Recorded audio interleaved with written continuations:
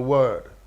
I read to Dr. Andrew Manning, President of the Medical Association of Jamaica, the MAJ, part of his association's release calling on the Ministry of Health and Wellness to incorporate the drug Ivermectin in the protocols for management of COVID-19, the pandemic now raging in the country. Did he have the final word? It would appear that he didn't, given the pushback by the ministry that there is not enough information to recommend for or against the antiparasitic drug for use in the COVID-19 treatment. So he didn't object to the ministry's position? No, he really didn't.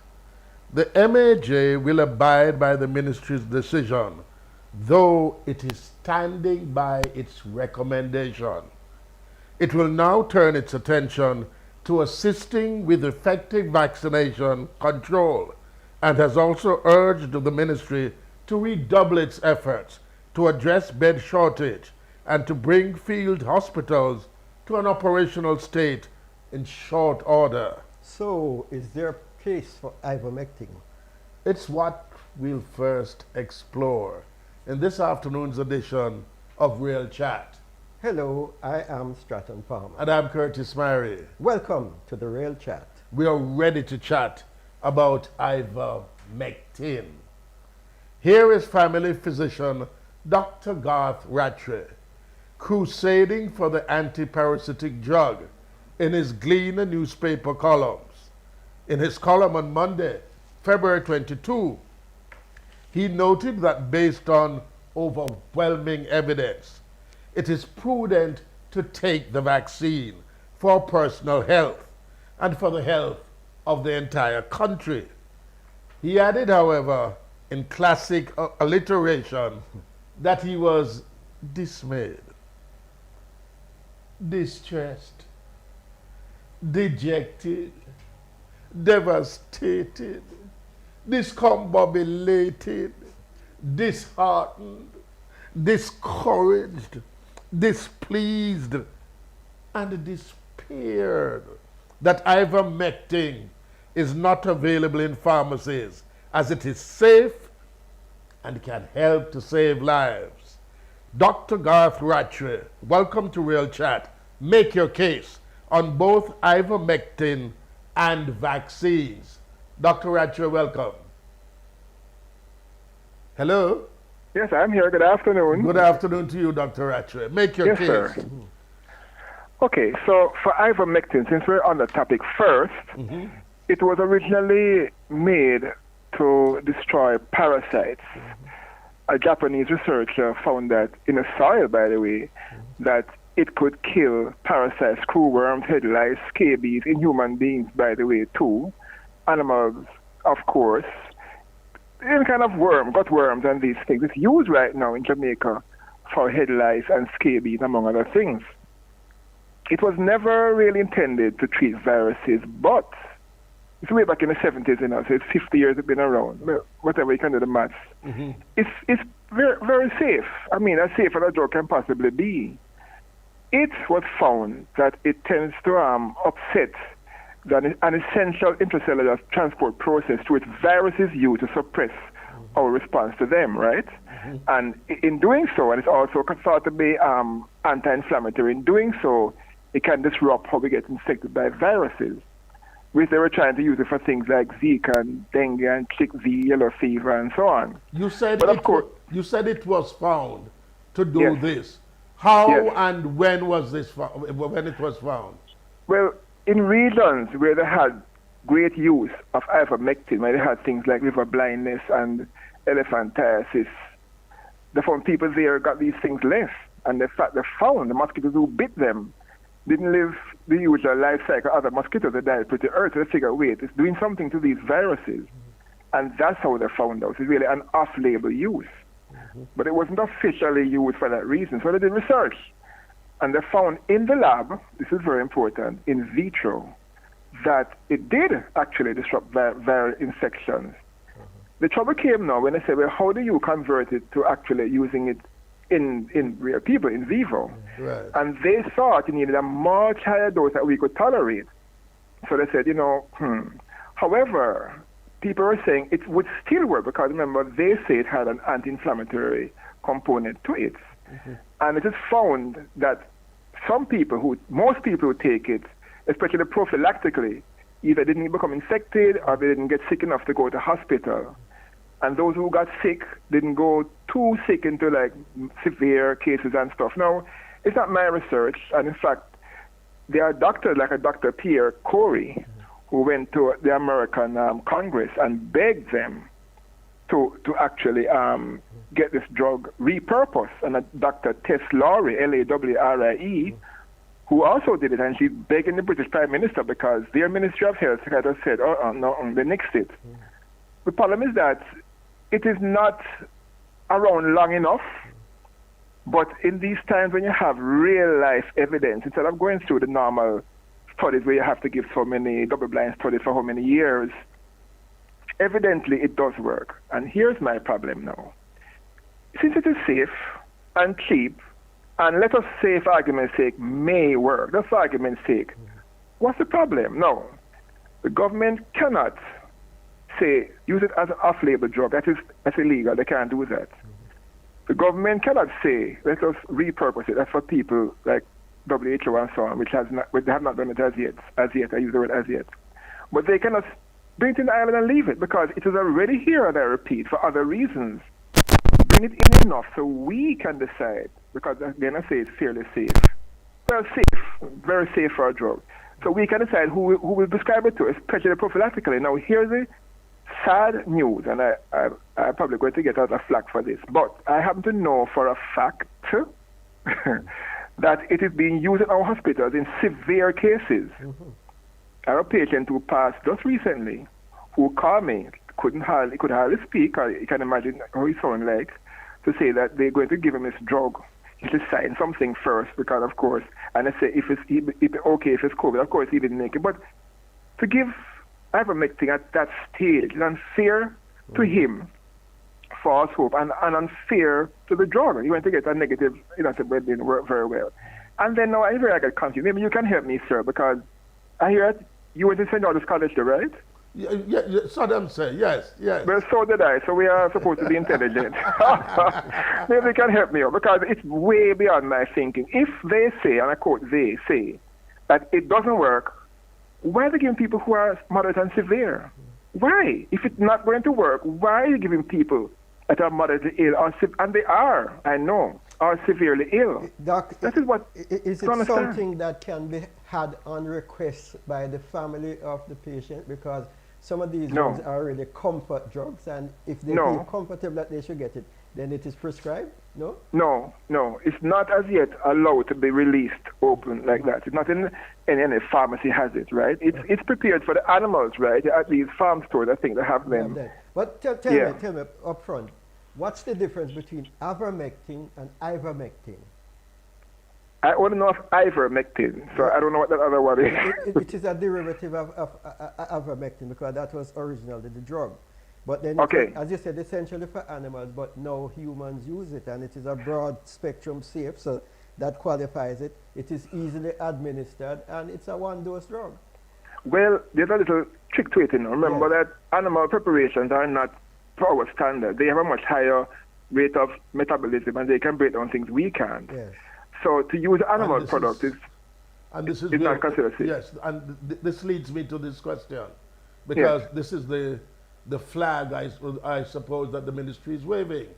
Yes. If they say, and I'm just following their release, that there is not enough research, either way, for or against, right? Yes. Who or what decides the dosage to human beings? Okay, well, remember I said that people are using it, and I tell you something, in a European country, I won't call the name, it's over the counter now, and in Brazil, I may actually ordered it to just get it widely dispersed, because they figure it's safer to give that than to end up in hospital. Well, let me ask you and put you in more trouble. Is it being used in Australia too? As far as I'm concerned, yes. But remember, it's used in human beings too, remember that, Okay. But it's for things like scabies and head lice right here in Jamaica. I won't call the hospital's name. It's being used in human beings right here. Is But it's limited. Is there any truth, though, that there is not enough studies? You know, I said long enough. I said not enough. That is true, because they haven't done long enough large-scale studies. But they do have proviso for when you have a time like this, when you have these pandemics and something seems to work. And my point is, it doesn't harm. So we know the risk ratio, right, is figure, okay, to benefit. Yes. If it's not going to harm people, and you have a dosage regime based on the other things we use it for in people, why not release it in the country? That's what I don't understand. So what's the dosage? What's the dosage range, as you said? 0.2 milligram per kilogram body weight, and you give it. It depends on what you're using it for. If it's for prophylaxis, I think it's 2 days apart and then every 2 weeks, something like that. But there's a chart you can get online. And when it's a prophylactic, you really mean preventative, eh? Because the issue is that it really does not stop the virus itself. What it does, it blocks the virus from getting into the nucleus of the cell, and therefore very effective. Yes, and so people don't get really. It is so. I'm not saying. Look here, I'm not saying it. First, even vaccines are 100%. You know, even vaccines are 100%. But to me, until we all get vaccinated, which in this country, I'm not sure that's going to happen. Until we all get vaccinated and get our herd immunity up to 75, 80%, this is a good stop. People actually. Listen, I had 3 friends, who died over the last week from this thing, 3 friends. Not to mention doctors and not to mention other people and people I know of. It's not a nice death, I tell you, when I got it, my biggest struggle wasn't dying in it. How are you going to die? And it stings to figure. So you contracted COVID? Yes, last year, yeah. And you used ivermectin? No, because, well, several reasons. But it isn't available, and even now I can't take it now. It's because it's not available. That's the thing. I just took my vitamins and rested and just prayed and hoped I kept exercising. Because the matter of fact is that it is a scary, when you have, like me, you have comorbid conditions, right? And at my age, and this thing is inside of you. And listen, if I get a common cold, I'm asthmatic too. My PO2 falls to 88% for a common cold. I'm thinking, what the hell will happen now? But me. Dr. Rattray, you said it's not around, but you also said earlier it's here. So no, not around. Right. It's not around for use. In hospital. Not for prescribe it for other people. Only other certain doctors in certain conditions in certain places. That's the problem. But in those certain places and certain conditions, it's at the critical stage where it might just not help you then. That's my point. My point is not fair to give it when everything is going to hell anyway. Because remember, probably don't know, when they get this blooming virus, it causes a thing called a cytokine storm. It's like a cascade of inflammatory things going on. What can poor Ivermectin at that stage really know? What can it do now? So get it before you get severely infected. Because I think what saved me, I wear my mask all the time, but I got a pretty small dose. Because I really wasn't very sick, right? So, but my point is, if you use Ivermectin, you're going to cut down the amount of people who are sick, cut down hospitalizations, and it'll be, I believe it's worth a try. Just even to try it. It is used in hospitals, isn't it? Yes. And it is used in association with hydroquinone. Is that the other drug that is associated with it? Well, I don't know what they use it with, but all I say is that it's used late. There's a study out which says that, and they get good results from that. Yes, but you see, they're going to say, well, which one works, that kind of thing, you know what I mean? But my point is, when they're using it like that, it's used late. Give it to us out here, people in high risk and so on, who just get symptoms. I saw people today, told them, I'm sure they have 10 for 10. I can't give them ivermectin. I have to just tell them, well, here, take, this, take that, and, let me know what happens. It's just horrible. That is going to be judged harshly in years to come. That is horrible. It's just wrong to me. Try it. It won't hurt them. I mean, it's rare to have a bad reaction to this drug. Not even this, just a bad reaction. It's rare. But I want to ask you a question. Yes, sir. A question that is being asked by some people who thumb their nose at the FDA. If not the FDA in USA, then is there no valid research ever anywhere else? Well, remember, the FDA doesn't really do research, They actually read the research that's done. Yes. And in the States, I know in several places, it is now, Nixon anymore. For somebody came to his mother's funeral and he was on it prophylactically from the States. So even the States, it's released in certain places, right? I don't know why it is that we are waiting. To me, you don't need to get WHO permission for this. It's not that. Just put it in the pharmacy. Just put it in the pharmacy and stop at it. Don't say off-label, you can't do that. Don't say it's repurposed, you can't do that right now. Just put it there and just say, here it is, and let us prescribe as we need to prescribe it. But let me poke back at you. Couldn't that be considered just a blind shot? A what? Go again, say what? Couldn't that just be considered a blind shot? Just put it out in the pharmacy, man. Just put it out in the pharmacy. Well, I wouldn't think so because it appears to be working in many countries.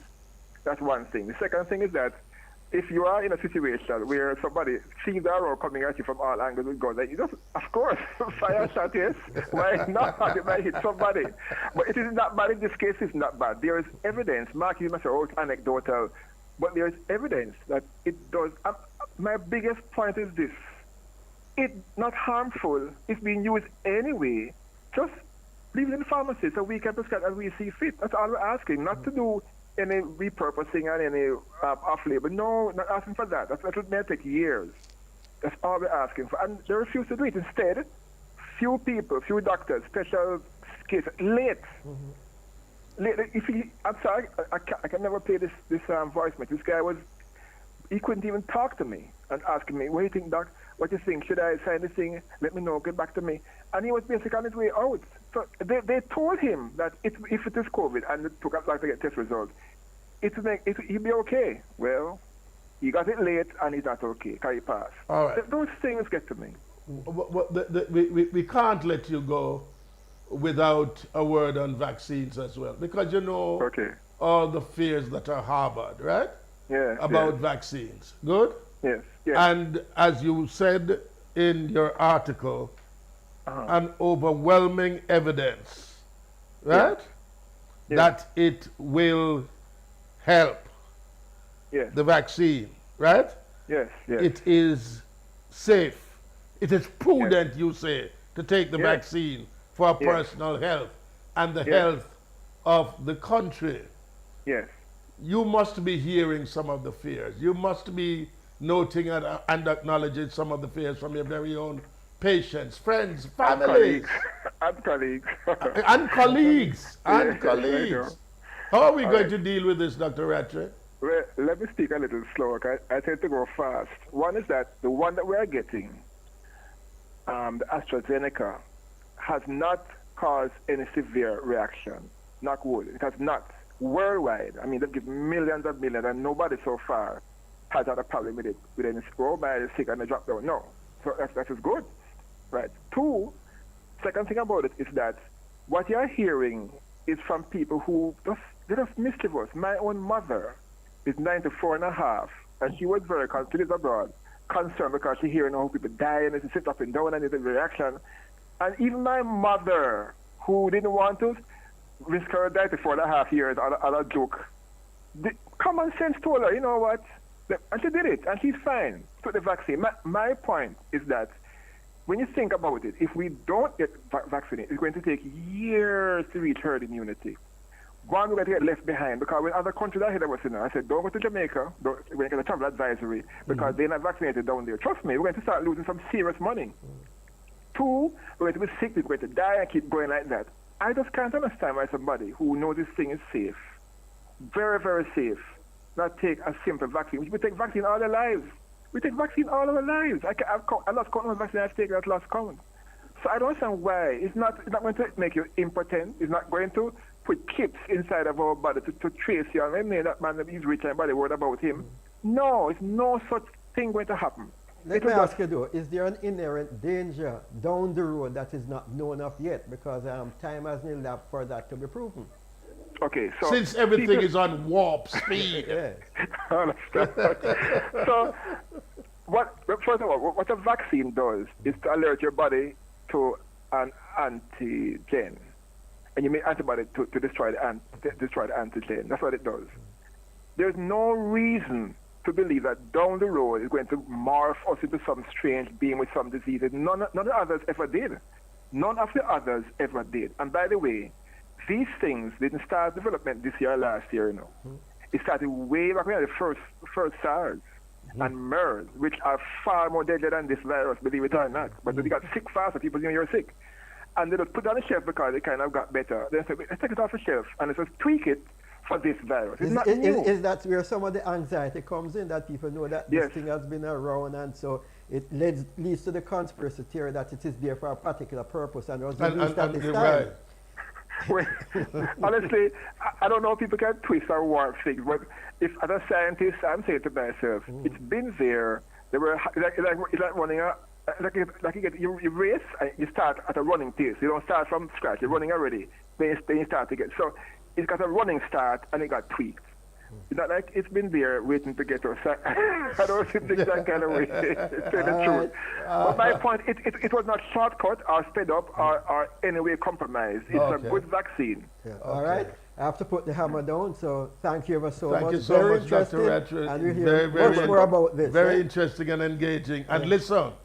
Yes, sir. I'm waiting on another alliteration from you. All right. I'll try to please you, sir. And hopefully this one is ringing hope, right? Okay. So you have to start working on that one for me. As a fellow Georgian, yes. I will do that. Okay, I am keeping very, very, very quiet. I know why. Yes, you're better me. All right, Dr. Ratchett, good. Okay, take it easy. We will be right back. Don't go anywhere.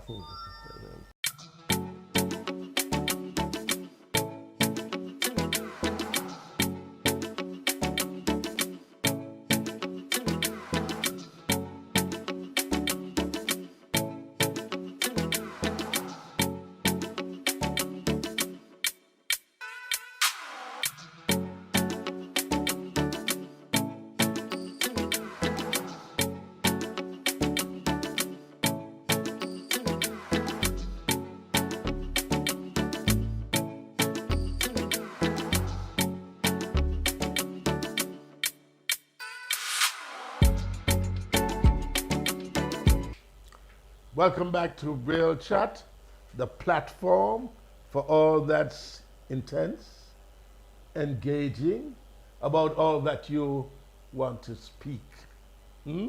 Everything that's on your mind that you want to share, right? So it is. And this afternoon, we need everything that's on the professionals' minds that we're engaging about whether or not there's a case for ivermectin. We have Dr. Arna Brown-Morgan. She's a family physician, regional treasurer of the Caribbean College of Family Physicians, and a past associate lecturer in the family medicine program at the University of the West Indies. Hers is an interesting word as well on ivermectin and vaccines. Dr. Brown-Morgan, how are you? I am so fine, Curtis. Good to be here. Good to be here. All right. Tell us, because we had a rollicking good conversation with Dr. Ratchett a while ago. What's the case for ivermectin? Well, let me say this, right? Ivermectin, the use of ivermectin would be a very, very personal. It's personal. It's not for every doctor. It's personal. It's already approved for use in Jamaica as an antiparasitic agent. And so we just need the government or the drug companies to just bring it in. We have a lot of information, research now coming from overseas, emerging evidence that ivermectin has a good use as a prophylactic to prevent the COVID corona, and also as a treatment in the early stages of the disease. So, and there are several positive studies done across the world, in the United States, in the United Kingdom and Norway, to state a few that are just easily available, to show that there is a case for its use, and to show that they have done studies that show that it has actually helped to prevent disease and to prevent disease progression. Now, I'm not. Remember, I'm not a specialist in epidemiology. Yeah, or even in dealing with infectious diseases. I'm not an infectious disease specialist. Right. But it just seems to me that if ivermectin helps to prevent COVID when exposed, and can be used by even doctors or people on the front line in the early treatment of COVID disease, or even taken by the doctors themselves or whoever to help not come down, especially at this point in time when we are not sure that we might be being exposed to a more virulent type of this disease. In the United States, it was recently moved from the neutral, moved into a neutral category from where they wouldn't, where they wouldn't use it, or they weren't in favor, to where they say no, it's in a neutral category. It's up to the doctor to decide. And people are coming to Jamaica from out of the United States already on this as a preventive. Say that again, Dr. Morgan. You have to say that again.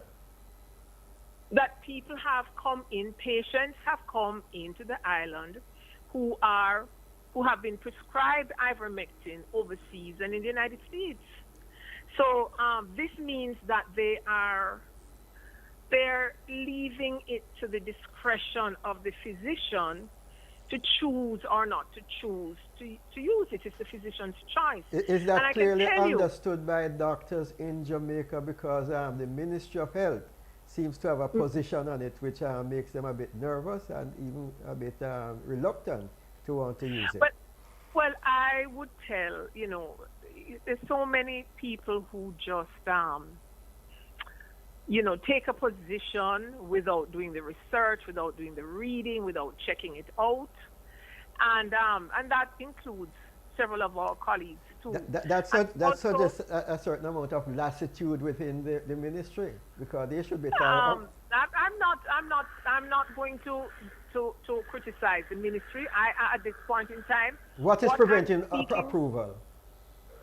What or who? And let me add on that question very delicately. If the ministry says research declares that there's not enough information for or against, right? How do we now engage the use of it? Yes.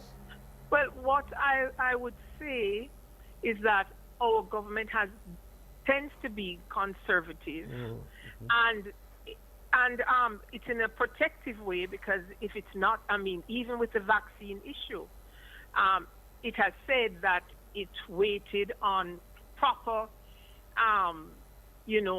authorization from WHO.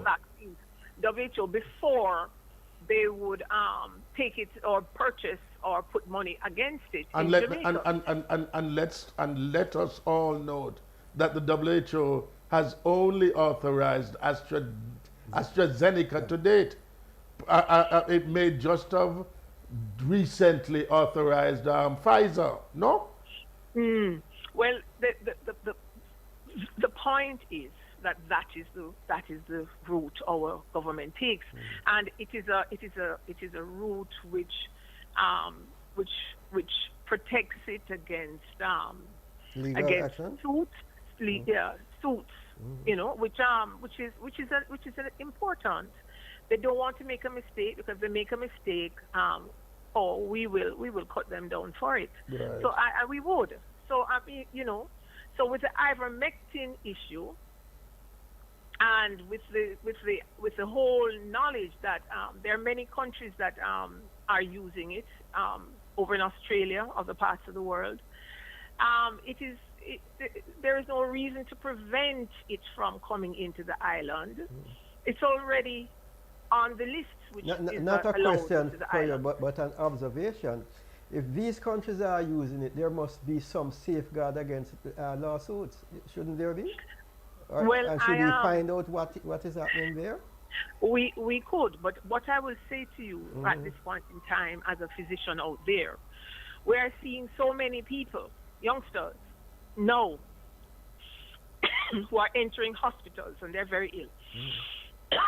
Now you hear my voice, let me tell you, this is coming about my hoarseness because of fear of catching COVID. Yes?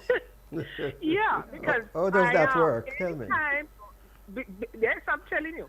Anytime I do my thing, I have my double face mask, I have my face shield, I have on my my jacket, I have been social distancing in my office, trying to cut, although sometimes not always, the length of time that you spend face to face with your patient and provide for adequate air circulation, and as well as the proper screening before the patient even comes inside.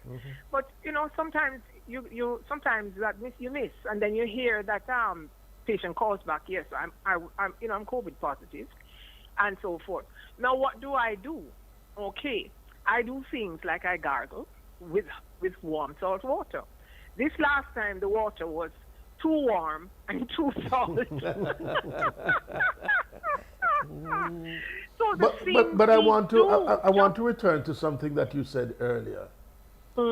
That words to the effect. It should be left to the doctors because yes, it is by choice, right? Yes. When do we choose? And I'm asking you as a doctor, when do you choose to use ivermectin? Let me tell you, the drug causes few side effects. That is relayed and written over and over. Yeah. Few people get side effects. That is very much unlike what was happening with hydrochloroquine. I think one of them, of them is a gastric disorder, and there are about 6 or 7 very, very minor You can have dizziness, you can have a headache, you can have mild. So there are those things. But it's not, it's a minor, it's a very, very small set of individuals who even have that at all. Most people experience absolutely nothing, no side effects. And as I was saying, I want to ask you this, Doc. Sorry to interrupt you. If it is deemed as a prophylactic, why is there a fear of adverse reactions and adverse possibilities? Because it just prevents, it doesn't do anything else. Or is it again the government just being very conservative and very protective?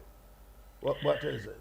Even adverse events with using, some people have been saying that the dose that is used is above and beyond the usual and is not safe. But all of my readings do not show this to be true at all.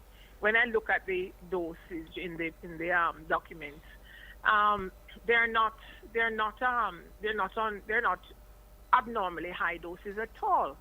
And so it does not, like hydrochloroquine, which I was trying to say to you, the ACQS, which was, it doesn't cause heart arrhythmias. There's no serious side effect when especially a person is faced with nothing much else. When you have a person with an older person maybe who is having the COVID and who has all these different comorbidities, and older people have several, 3, 4, 5. If this medication were available to them for use, at the doctor's discretion, they could put them on the dose, which allows for early treatment of early signs. The whole thing is, right now, I think also where few people who may have been using it off-label use it. It is a situation where the patient is very ill and everything has gone through already, and they're worried that they're going to die now, and they just want to throw everything they can at the patient because this is the end road now. But this is not the scenario in which this drug works. This drug has to be taken up front, at the front end of the disease, preventive or up front, to show positive outcomes. So where it is being used and applied now to those who are pushing it at very ill patients, they may well be doomed to bad outcomes because it's being used in the wrong place. But some studies have shown early clinical improvement, as well as if you're on the road, there's also signs that is late clinical improvement of treatment of early disease responds very, very well to it. One has to ask, listening attentively to Dr. Rattray and yourself, isn't ivermectin then to be deemed as the most fitting complement to vaccines? There's a lot of other drugs that have been approved that are already in use and that the physician can use. There's prednisone, dexamethasone. So all of these other drugs are pretty useful too, and the antibiotic is azithromycin. So there is an armamentarium of medications that the GP will prescribe. To which ivermectin belongs. To which ivermectin should and could be added. Yes. It is generally considered that one of the wonder drugs. That's how it entered the market. And then it compares, they say, with aspirin and penicillin. It falls in that category. So there's very good usage for it, it would suggest. It would suggest. Agreed. But as I say, I'm sure that our government, Ministry of Health, Pharmaceutical Association is taking its own time to properly investigate it before speaking. They will do this. There is no other way because they're extremely conservative here. It is just for the agreement for them to agree to allow for the off-label use of the drug, and then for physicians to prescribe it at their will. Those are the two steps that need to occur for us to have access, and for us to give our patients. I may be putting you on the spot here, but Dr. Rattray revealed that he had COVID last year, right? Yes. And had no access to ivermectin, so he did the usual stuff and prayed, yes, as we must all do, that it would have eventually go away. As he said to us, he had his mask and so on and so forth, so perhaps it didn't affect him as bad as it should, right? Right, yes. God forbid that you should find yourself with COVID tomorrow, or any one of us. Would you take ivermectin? No, yes, I would not. Yes, I won't say no. I say yes. After careful consideration. After careful consideration, I would consider using the drug. I am over age 60. I have my immunity may not be top, and as such, as I've already told you, here I am. I have this throat because I burned my throat trying to do what I consider to go along with preventive methods, along with taking all my vitamins, my vitamin D3, my vitamin C, my zinc, my magnesium, all of those minerals and vitamins I take daily. And at any point in time, I think I may have been exposed to anything. I double them up. I do things like gargle my throat, several times a day at such a point in time. And, I'm in the position where I speak to patients who have the COVID at home and who are asking me what to do, who have cold and cough, who are coughing. I will tell them to inhale your menthol crystal steam, I will tell them to get your cough syrup, something that can help dissolve mucus and clots, mucus plugs, to take that. I would tell them to drink warm drinks and perhaps to lie prone, and have somebody do a little home massage on the chest and the back. Okay. Yeah. Two questions. When a situation like this arises, there's conflicting usage or non-usage. Is there a conference between doctors which comes to some situation where they could then advise the ministry?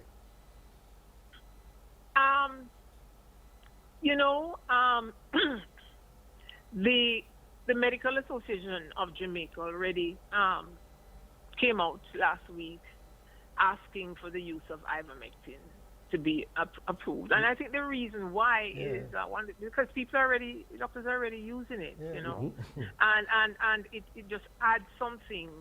And maybe some doctors already feel that they see good results from using it. But certainly, when you have patients who have proceeded from the first stage coming in a little breathless, youngsters who then they can't breathe, then they're on the ventilator, then they die, and people say, could I have used the ivermectin up front when they just were, when their, oxygen saturation was 95 or 94? Could I have used something then? Would it have made a difference? We just don't know. We ourselves just don't know. And the point is that the patient would probably not have had any side effect to say, don't use it.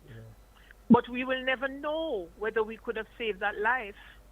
And that's all I think that we're asking for, the choice, so that when the person dies or when the person ends up with severe lung compromise permanently because of scarring of the lung, that we can say we don't feel frustrated that maybe we could have done more. I think it is total frustration. The answer to the whole thing, though, please let me say, the answer to the whole of this is the vaccines. Right. I was just about to say to you a final word on vaccines, and see the producer waving that finger. So we have 60 seconds more with you. A final word on vaccines. Vaccines are a must. And I would encourage everyone to take the vaccine.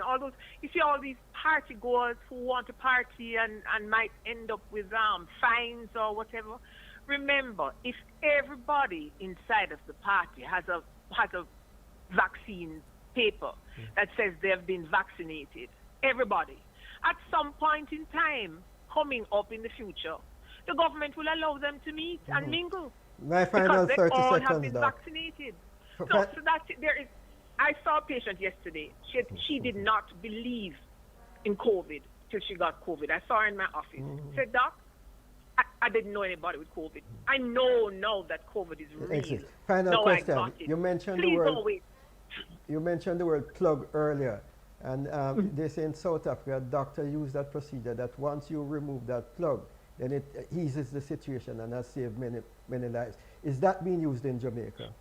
Well, let me tell you something. That was a pulmonologist. That was maybe a cardiothoracic surgeon. That sort of what he did was to remove the mucus plug. Yes.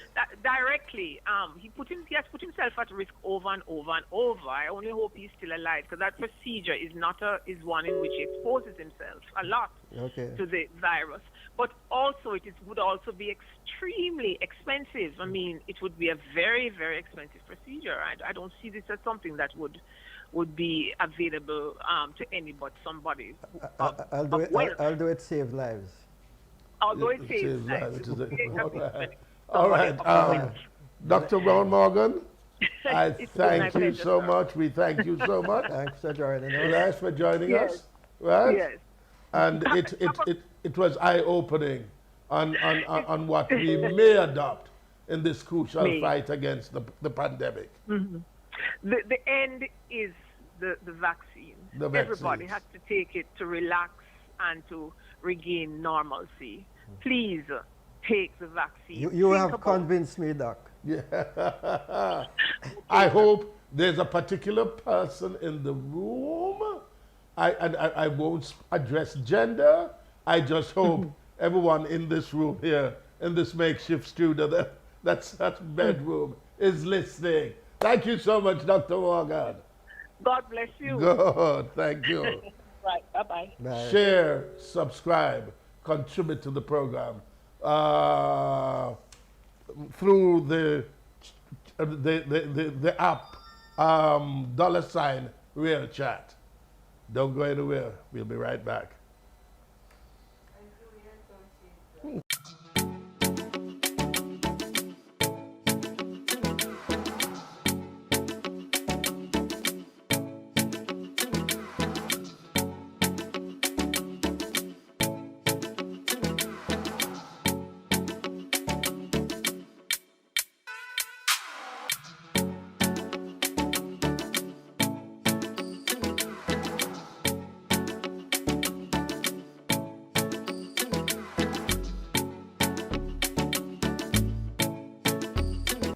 Welcome again to Real Chat. It's Strata. It has been quite a chat. Quite so. And there's yet another doctor who is ready to chat. The theme of this afternoon's program of Real Chat, Dr. Alfred Dawes, bariatric and laparoscopic surgeon and past president of the Jamaica Medical Doctors Association, and he's no stranger to Real Chat. Ivermectin, Dr. Dawes. Can I, just before? Yes, go ahead. Because we're here to educate the public. Tell us exactly, Doc, what is bariatric and laparoscopic surgery about? Well, bariatric surgery is really a decrease in your stomach size or the flow. Is Mima fast? You know, says Mima fast with Dr. Dawes? Not so, Doc. Dr. Dawes is Mima fast, you know. Information. Him very well know what it, you know him know what it is. Get involved. Yeah. Unless the man looking business for me then. He might very well be doing that.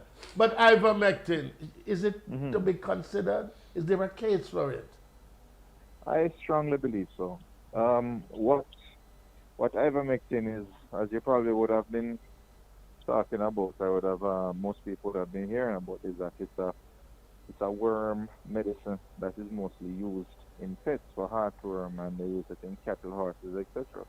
But we actually have some use for it for intestinal worms. In Africa, they use it for river blindness, and they even use it for lice. But what they have found is that in areas where there's a lot of ivermectin use, there's a low incidence of COVID, and there's a low hospitalization rate as well.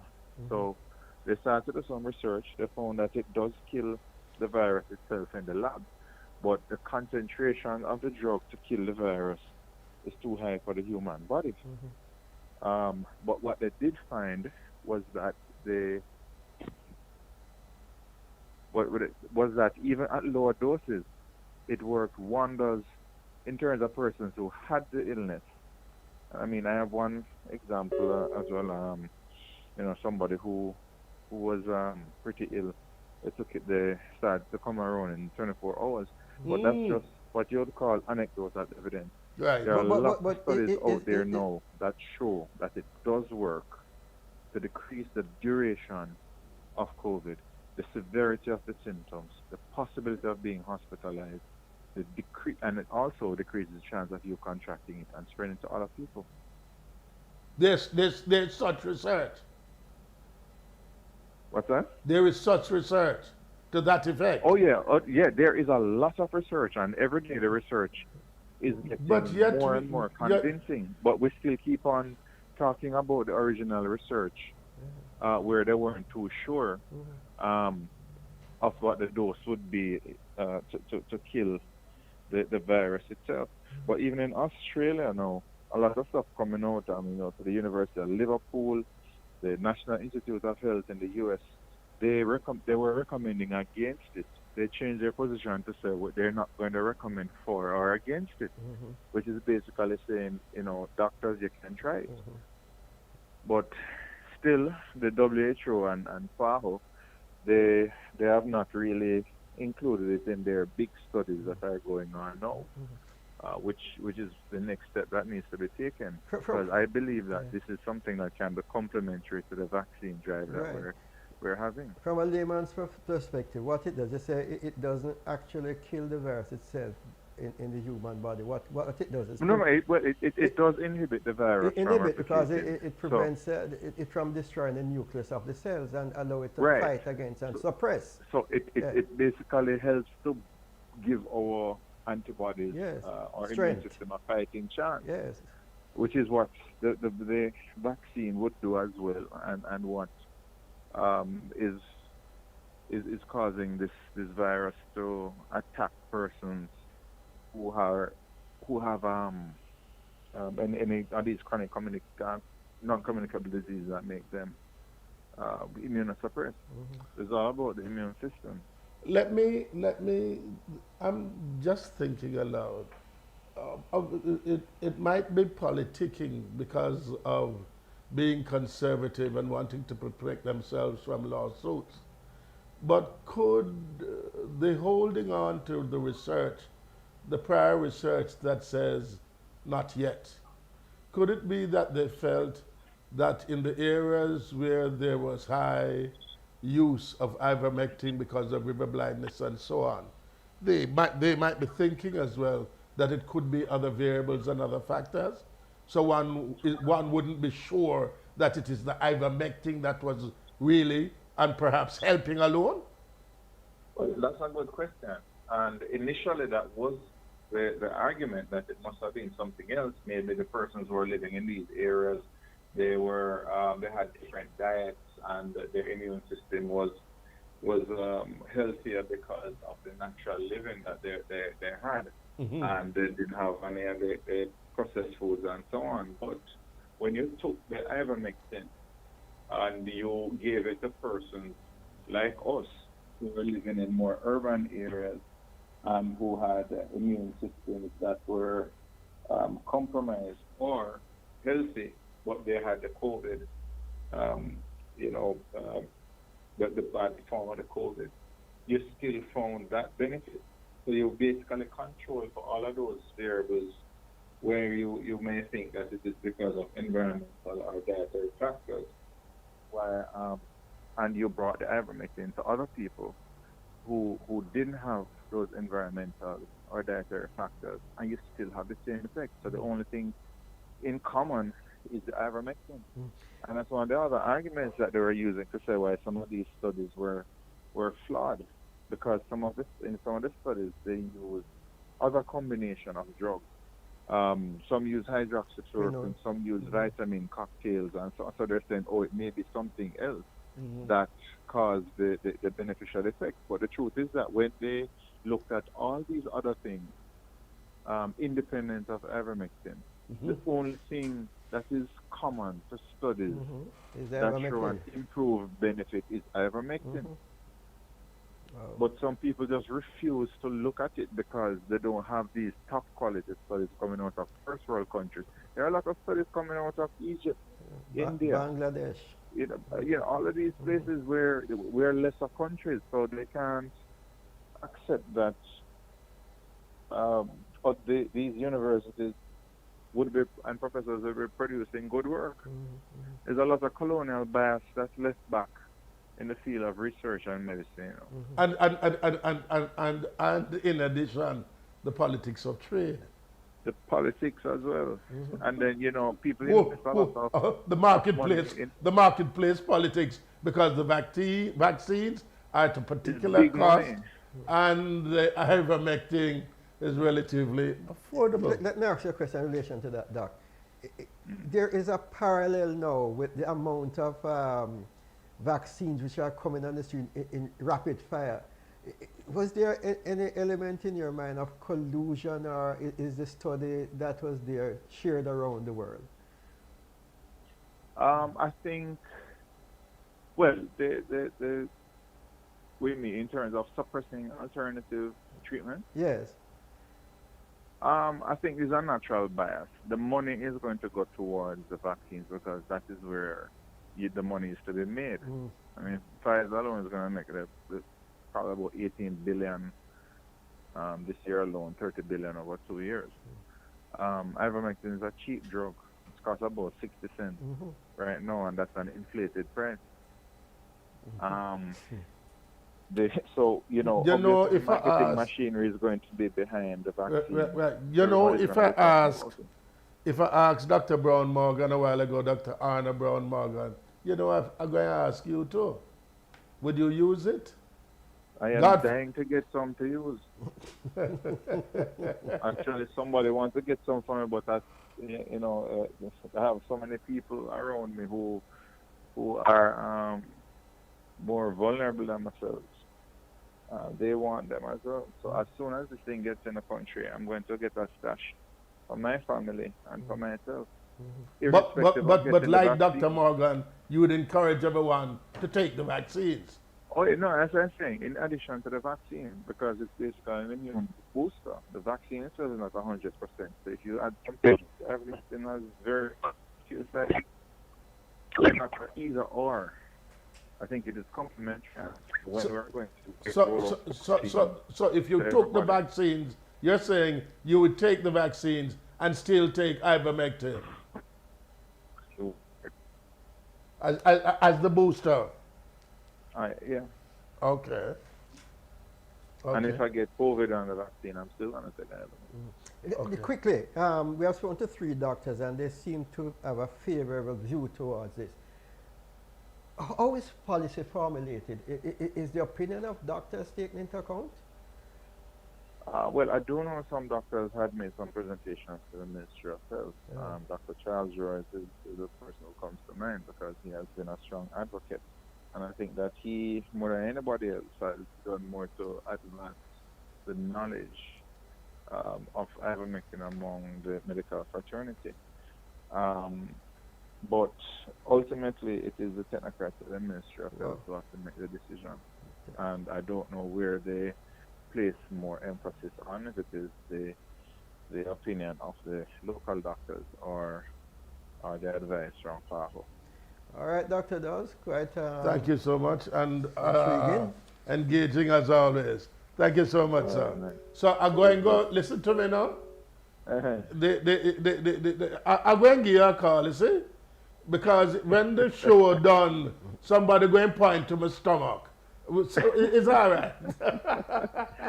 We'll talk off here. Yeah, we'll talk off the air. But don't let them draw you. No, I'm not going to make him draw me out at all. All right, Dr. Dawes, cool, good.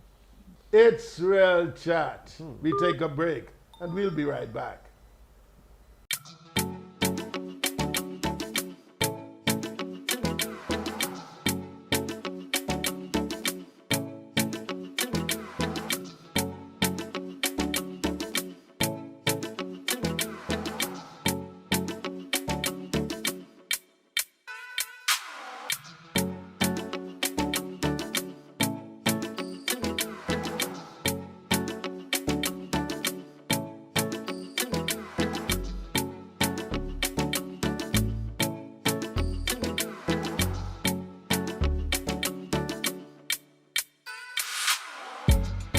Welcome back to Real Chat, and remember, share, subscribe, support the program by contributing to the Cash App, $ Real Chat highlighted on your screen.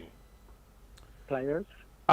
It's a running theme throughout the program. You're not going to ask him about ivermectin? No, we're not going to. No. Hello. Dr. Blake, hang on 1 second. It's a running theme throughout the program about COVID. And the first hour, we spoke about ivermectin being considered as a complement to vaccines. The second segment of our program, the second hour of our program, we'll be highlighting sportsmen and women entering the priority blocks, whether they should or shouldn't, of the COVID-19 vaccination program. So, Dr. Warren Blake, former president of the Jamaica Athletics Administration Association, what say you? Should our leading athletes be on the priority list for inoculation? Well, using the World Health recommendations, Beg your pardon, yes. They would not qualify as the number one priority. Right. But they could be very easily, because the number one priority is the people who are endangered and healthcare workers. So those should remain the number one priority. Unlike what is happening in Jamaica, where we are putting another group as the number one priority. Yes. Yes. You know, the people who made the decisions have moved themselves into the priority listing. I mean, and that is just absolutely wrong. Yeah, WHO has 3 major groupings, and then there are others. Yeah. And the people who are in ministerial and other political positions, they don't rank. They don't rank at all. They don't rank at all. But they are primus inter pares now. Yeah, first among equals. Yeah. Wow. See, I mean, as Animal Farm said, some are more equal than others. Indeed. And guess what? If you're in charge of the policy machine, then you shift the gears, no? Yeah, you shift the gears. Yeah. Yes. To the question at hand, though, how should we look at this conundrum, the situation with the athletes, with the impending games that are scheduled for now and the rest of the year? Should they be placed in a position early enough to get the vaccine so that I think they should be placed. They should be placed right behind the healthcare workers. Mm-hmm. You know, they should be among that next group that gets considered. Groups like the teachers, the hotel workers, people who are essential to production, because they are in fact essential to Jamaica's production. They are the engines of our tourism industry, because it is their exploits on the world stage that makes Jamaica an easily recognizable name internationally. You know what I mean? When I travel abroad and I say to people, I'm from Jamaica, you know, they say 2 things to me: Usain Bolt, Bob Marley. And if they say Usain Bolt and Bob Marley, and we are to recognize athletes as belonging to this priority list, to that priority list, should we add entertainers too? We should add those who go over abroad, who travel internationally. You know? And they in fact spread our name far more than other people. So you have no problem with this at all? I have no problem with them moving up, and in fact I'm going to be requesting that the administration suggests to the powers that be that athletes should be considered amongst that priority group. Especially those who would be eligible for the Olympics and other major games. Those that would be eligible, because the fact is, and I mean, I heard floating yesterday, that countries are going to start requiring a vaccine certificate to travel. Listen like to a me vaccination passport. Listen to me now. That is the same thing Stratton and I were talking about 2 days ago, you know. And I tell you something, your name was mentioned. This is prophetic. We mentioned your name because we said to ourselves that we needed to invite you. We were going to talk to you about whether athletes should be in the priority blocks for this program. But we wanted to invite you and others, maybe next week or the week after, along with tourism industry officials, to be discussing this very said thing, because we know that it is going to be evolving from just taking a test by producing your vaccination record. By producing your vaccination record. And even though Japan is saying that they may not insist upon it, right? It might not be mandatory. The IOC is saying that. Yeah, the IOC is saying that. The IOC is saying that, but Japan as a country, The people. Beg your pardon. people of Japan may well request it. Yeah, because there's a survey which says somewhere upwards of 74% of the population is saying that the game shouldn't be held at all. Yeah. And we were even making the point to say, before you even, you might not even be able to reach Japan, because airlines might now be considering your vaccination record as your boarding pass. Separate and apart from the IOC. Yeah, separate and apart from the IOC. If you are the subject, go ahead, Doc. No, I'm saying these are things the IOC has no control over. So they can say, okay, you can compete in the games without a vaccination certificate, but there's no way you can get to the games without having your vaccination card. There's double jeopardy. And it's the only logical thing for countries to do, you know. Because if I have immunized 70-80% of my population, in other words, my population has now acquired herd immunity. Why should these countries allow anybody from outside to come in to reinfect their population? You know, without showing that they are safe to come in. You know, and I see that as the only logical outcome after the vaccinations has been done, is to demand that anyone coming into your country produce a vaccination certificate. So let me ask you now, boss, and this is never a program that's a platform to bash anyone. How are you going to persuade Mr. Ewan Blake, your namesake, to do otherwise? Like I said when I was asked about it, I think first we need to, I would like to sit down and talk to Ewan to understand his reasons for not wanting the vaccine. You know, because I think Ewan is a sensible person, and you know, there is nothing that cannot be. If he has concerns, we can discuss it, and I'm certain at the end of the day, he can see the logic of sound scientific principles. Because remember now, you know, we were just talking. Sorry, Stratton. We were talking to Dr. Arna Brown Morgan in the first hour when we were exploring and examining ivermectin, and she, no, it was Dr. Garth Rattray, who said some of his own colleagues, physicians like yourself, who are contemplating whether they should take the vaccine or not. So we can't really be wagging a finger at Yuan. Mind you, this program is about promoting the vaccines, clearly, because we must all take it. But everybody, it seems as if everybody everywhere is having doubts. No, you see, there have been so much negative things on social media about the vaccine. You know, that it is not surprising that a lot of people are very apprehensive about it. You know, there's all sorts of conspiracy theories, you know, theories that say that it's going to alter your DNA and cause strange things to happen to you, that it's going to alter your immune system and create diseases, and all sorts of things have been said about the vaccine, and a lot of it without any scientific foundation. And what they have also done is allude to scientists. You know, I mean, I say one Nobel Prize winner from Japan was quoted as making pronouncements, and I had a video of him making statements, and only for him to come out and say this is fake.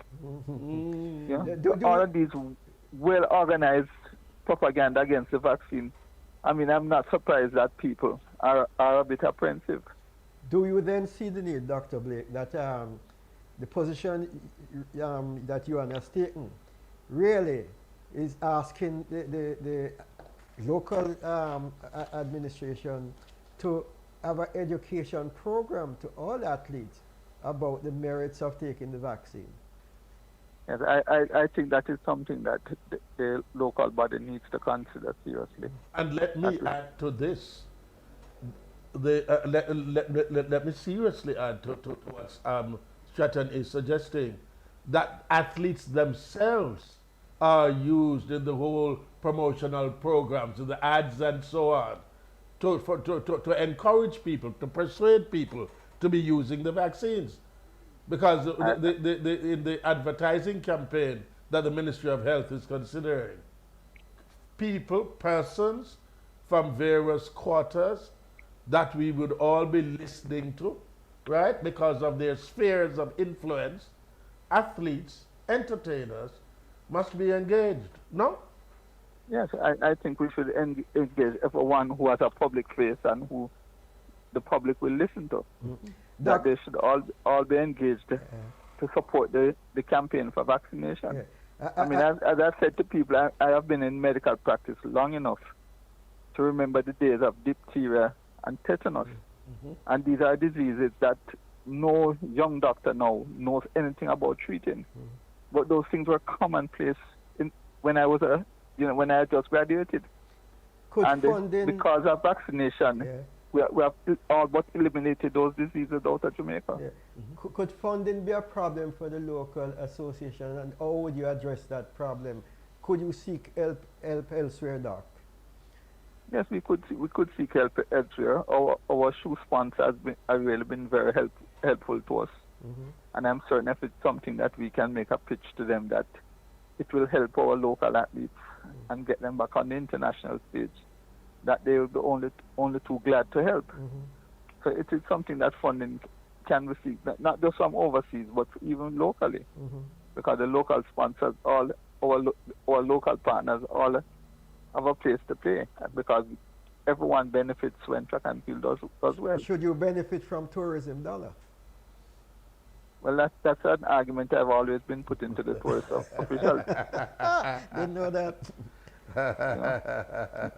Because we do contribute quite a lot to tourism. Well, let me tell you something. I wait with bated breath when we have passed the pandemic that we think about a sports and entertainment festival as one product to be constantly marketed in Jamaica. Yeah, because I mean, if you know that the tourism officials do see the value of sports to tourism, because every time there's an Olympics or a World Championship, there is a Jamaica house in that country, sponsored by the tourism board, by the tourism industry, and they go there to market Jamaica.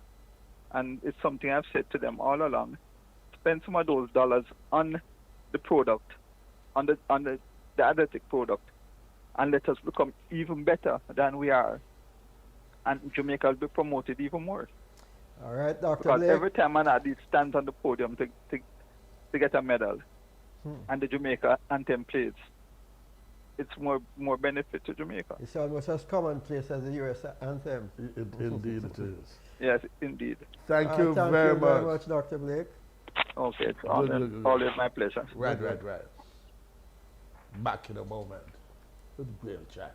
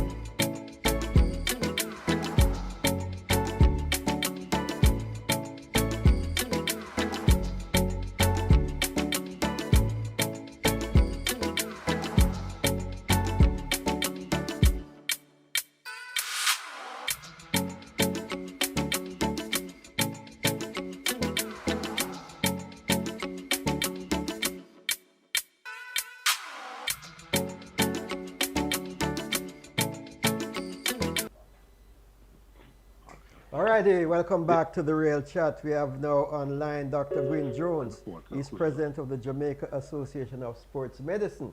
And the topic in front of us has to do with the track and field or sports people, and now added to the conversation after speaking to Dr. Warren Blake about the entertainers. Should they be on a priority list to get the vaccine if so desired? Your thoughts on that, Dr. Jones? All right. Well, thanks for having me. I had to call this morning, so I'm just trying to accommodate. Just coming out on our operation. So, yes. My thoughts on the matter is, or are really, that a priority list is, as you indicate, is a priority list. So you have people at the top and people at the bottom of the priority list. You know, so in terms of your priorities, of course, you're dealing with your frontline workers, people in health, and then you talk about the security forces. They talk about people who have to keep the country going. So people in various ministries. Then you talk in terms of school, you're talking about teachers and so forth. So the short answer is yes. I think athletes and so forth should be on the priority list, but they definitely wouldn't be near the top. They'd come after all other persons, the patients with comorbidities, the elderly, and so forth, that need to get the vaccine first on a matter of life and death. You know, so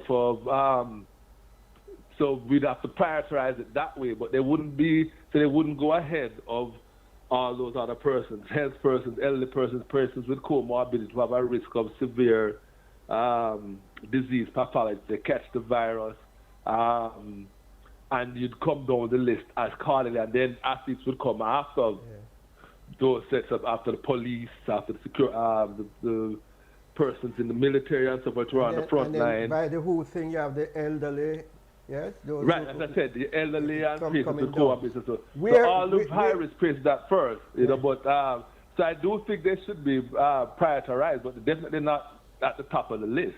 You know, if we take care of all the patients who are the Jamaicans who are more highly susceptible and high at risk for I thought you were going to say about Jamaicans who are highly successful.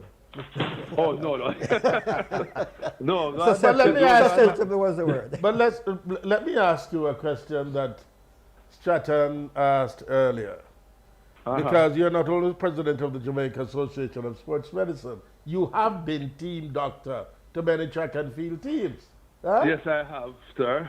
That's good. Correct. What goes through your mind when you take note of many of the Japanese citizens not gung-ho about their country hosting the Olympics that are to be held this year, the games that are to be held this year?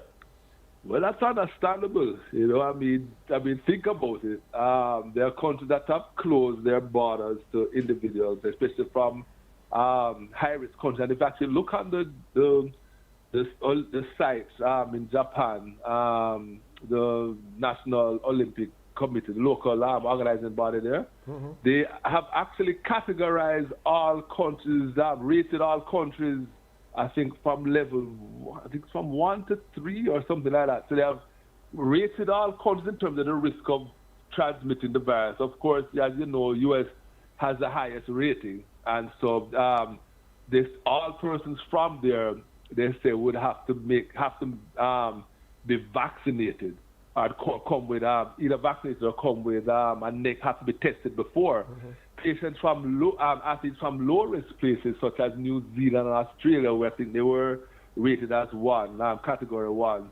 I think they just had to quarantine where they come. They didn't have to necessarily test before they came. But I think we were kind of somewhere in the middle, like a level 3, you know, where it would mandate that all of us would have to get tested. So it's understandable since the world isn't fully on top of this virus yet, that the average Japanese national would be a bit apprehensive about having foreigners come there and possibly bring the virus and cause a resurgence in the spread, because they have had their own issues there where it has been under control, it has flared up. They've had a couple of waves in Japan, you know, and in other Southeast Asian countries. You know, so I must ask you, even if it sounds as if I'm putting you on the spot, would you be more comfortable with all athletes having to be vaccinated as entry requirement to the Olympic Games? Yes, I would. I wouldn't hesitate about it. I would feel the same about, in the hospital, we want all patients being admitted, because we're on the front line. We want all patients being admitted to be tested, you know, and ideally we should have all medical personnel who work at an institution be tested on a regular basis, because you want to get on top of any possible risk of spread as early as possible. So I would be more comfortable all athletes coming in being tested and know that they're negative, and then so the Olympic Village would act as some type of a bubble where everybody within the village, including persons serving the food, cleaning the rooms, and so forth. I mentioned everybody vaccinated. In that have to be tested. Not vaccinated, tested, yes. vaccinated. Yeah, vaccinated, yes, sure, definitely. Tell me, but who has come out with the list? And we know it clearly when you look at the situation that has been sent out around the world. Would it then be flying in the face of that to ask that our athletes be prioritized in terms of getting the vaccination, or should another way be found that will allow them to get vaccinated without troubling the people? Without troubling us. Yeah. Well, the answer to both of those questions are yes. Yes, they should be prioritized, but not ahead of all the persons we mentioned before. And if that is the case, if they are not going to be able to receive the vaccine after all the relevant persons have received, and when it comes to their level of priority, including ministers of government, councillors, and councillors, I mean, people will argue about the relevance of all that. And, I mean, in terms of the ministers of government, you figure that they're the ones that are responsible for the country. I mean, keeping the country going in terms of ministers, institutions, running large institutions, and so forth. They oversee all of that, you know, and. You really wouldn't necessarily want to have a shutdown on the Ministry of National Security, or they're definitely not health, you know, and you wouldn't want to have, or even tourism, you want that to shut down because all the Minister of Tourism and all those kind of people were taken out by the virus, you know. But do you see a situation, Doc, where an independent body like the IOC, the IAAF, etc., encouraging some of those countries who are stockpiling?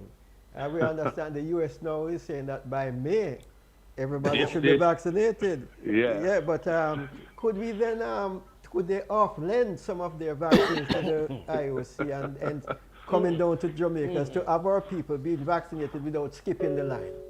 Right. So you recognize it's a huge geopolitical issue, you know, and the WHO and the United Nations have appealed to the developed countries who had afforded to, who have been stockpiling vaccines to help to ensure that other individuals like us in developing countries at least are allowed to get an appropriate number of vaccines in a timely fashion, you know, because based on the science behind the vaccine, they really only have to immunize. I think it's about 85%.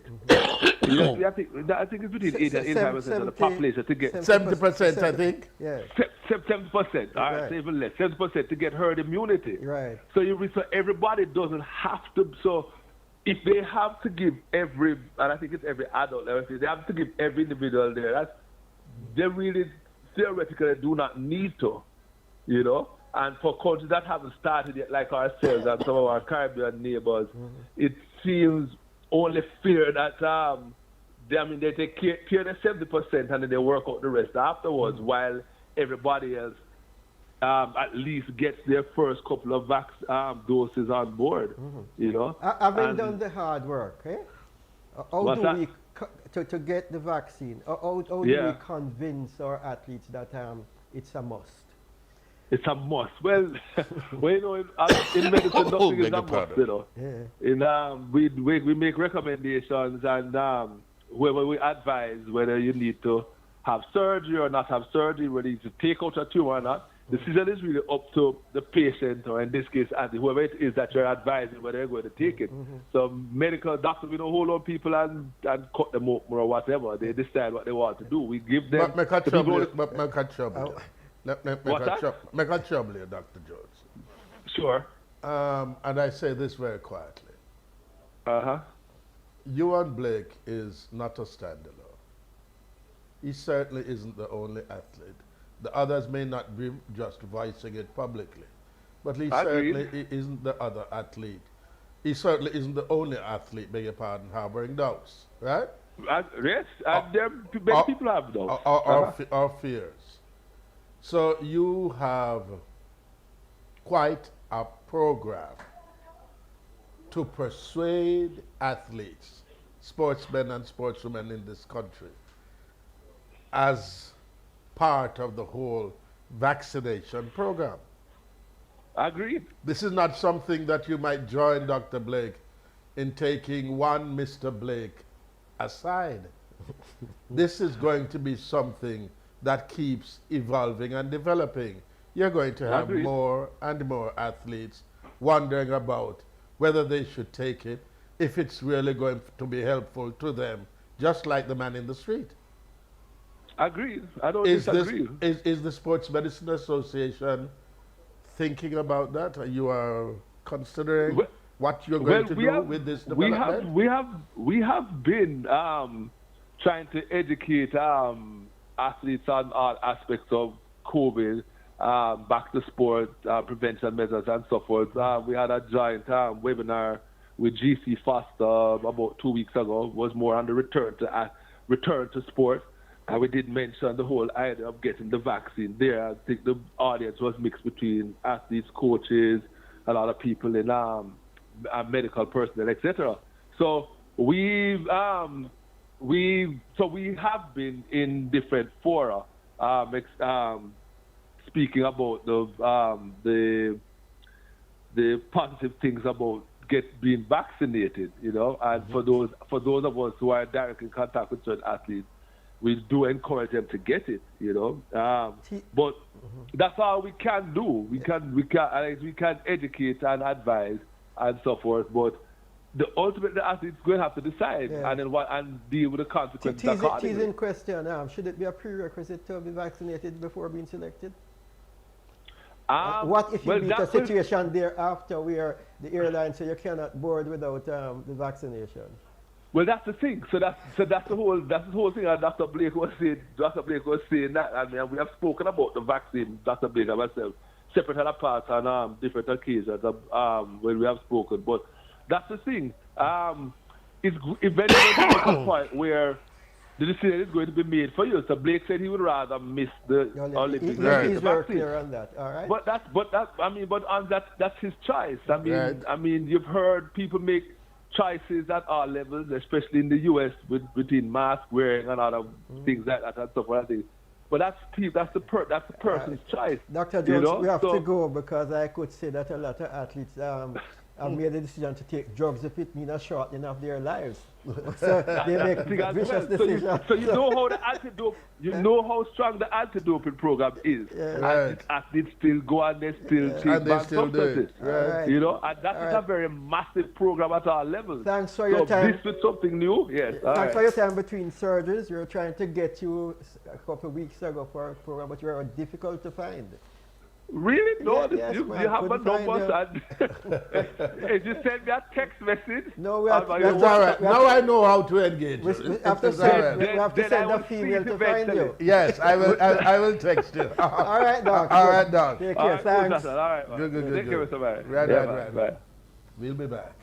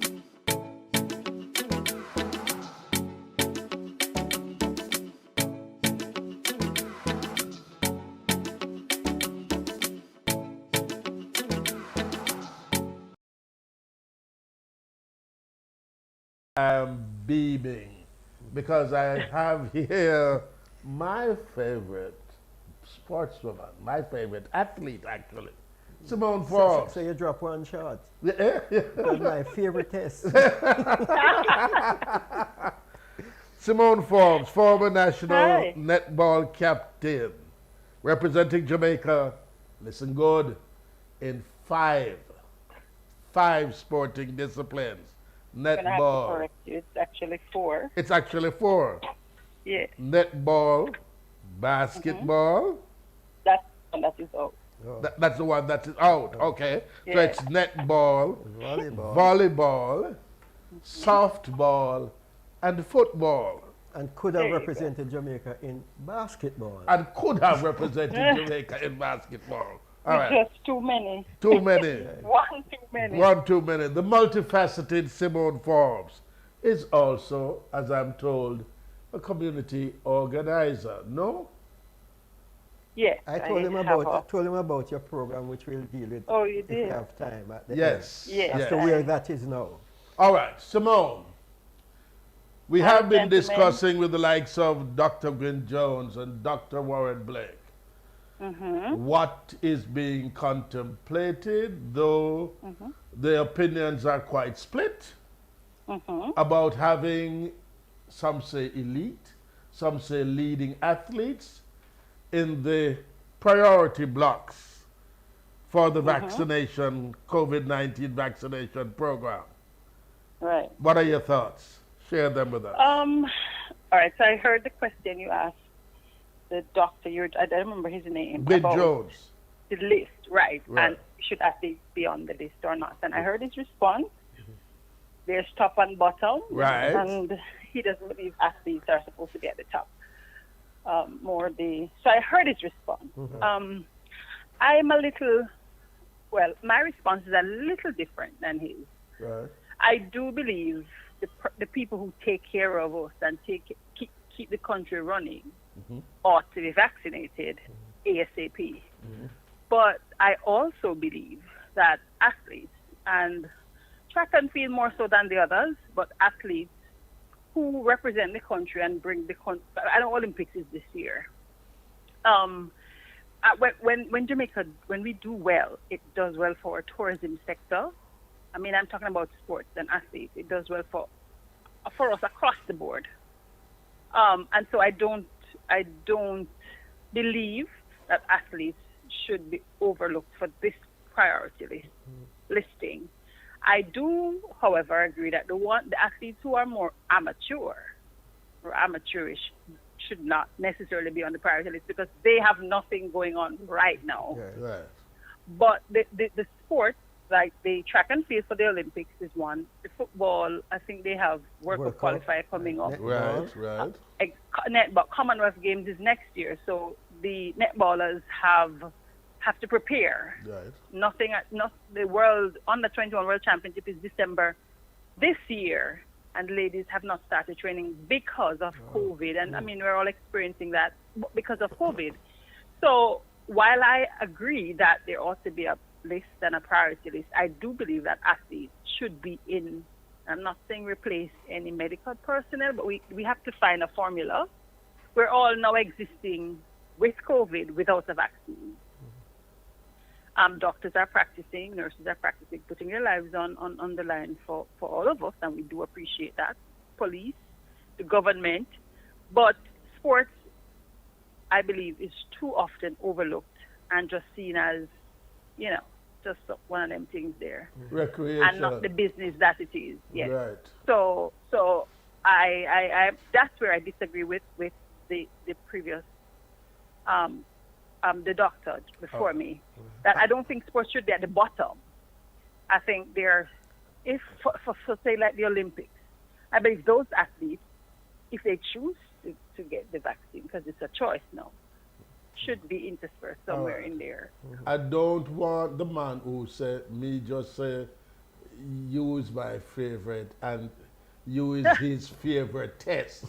Tell me something, I take up too much time with you. But before I go over to him, I must ask you this. It's twofold. I am sure you are promoting vaccine for just about everybody, for all of us, right? Well, I too believe it's a choice.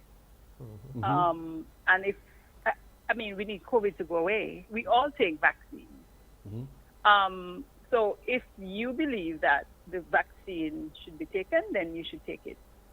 I don't believe, a one-stop shop. Everybody must take the vaccine. It's always a choice. But I do believe that we should really seriously look into getting it done, and so we can start living again. Being the natural motivator you are, and this is not setting you up, but this is what I know. Being the natural motivator you are, and that you are insisting it's a choice. For someone who is supposed to be representing us, let us say, at the Olympics, and doesn't want to take the vaccine, what do you say to that person in a private corner? Well, I'm not sure what the position is for the organizing body, if it's a choice or not. But if it is, as an athlete, you have a decision to make. The Olympics was last year. It didn't happen. We have not been training. This is one of the biggest shows on earth. This is your chance to, your moment. So you have to decide, is going to the Olympics what's best for me, or not taking the vaccine and stay at home? For me, if I were to try and change someone's mind, or not, I don't like to use that word. If I were to speak to athletes regarding the Olympics and the vaccine, I mean,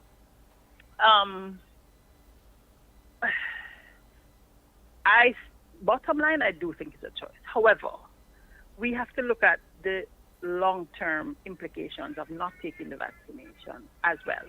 Remember now, athletes, this is how you earn a living, by doing track and field. And I'm sticking with track and field. For the most part, it's for track and field. Now, you have to think about your health as well.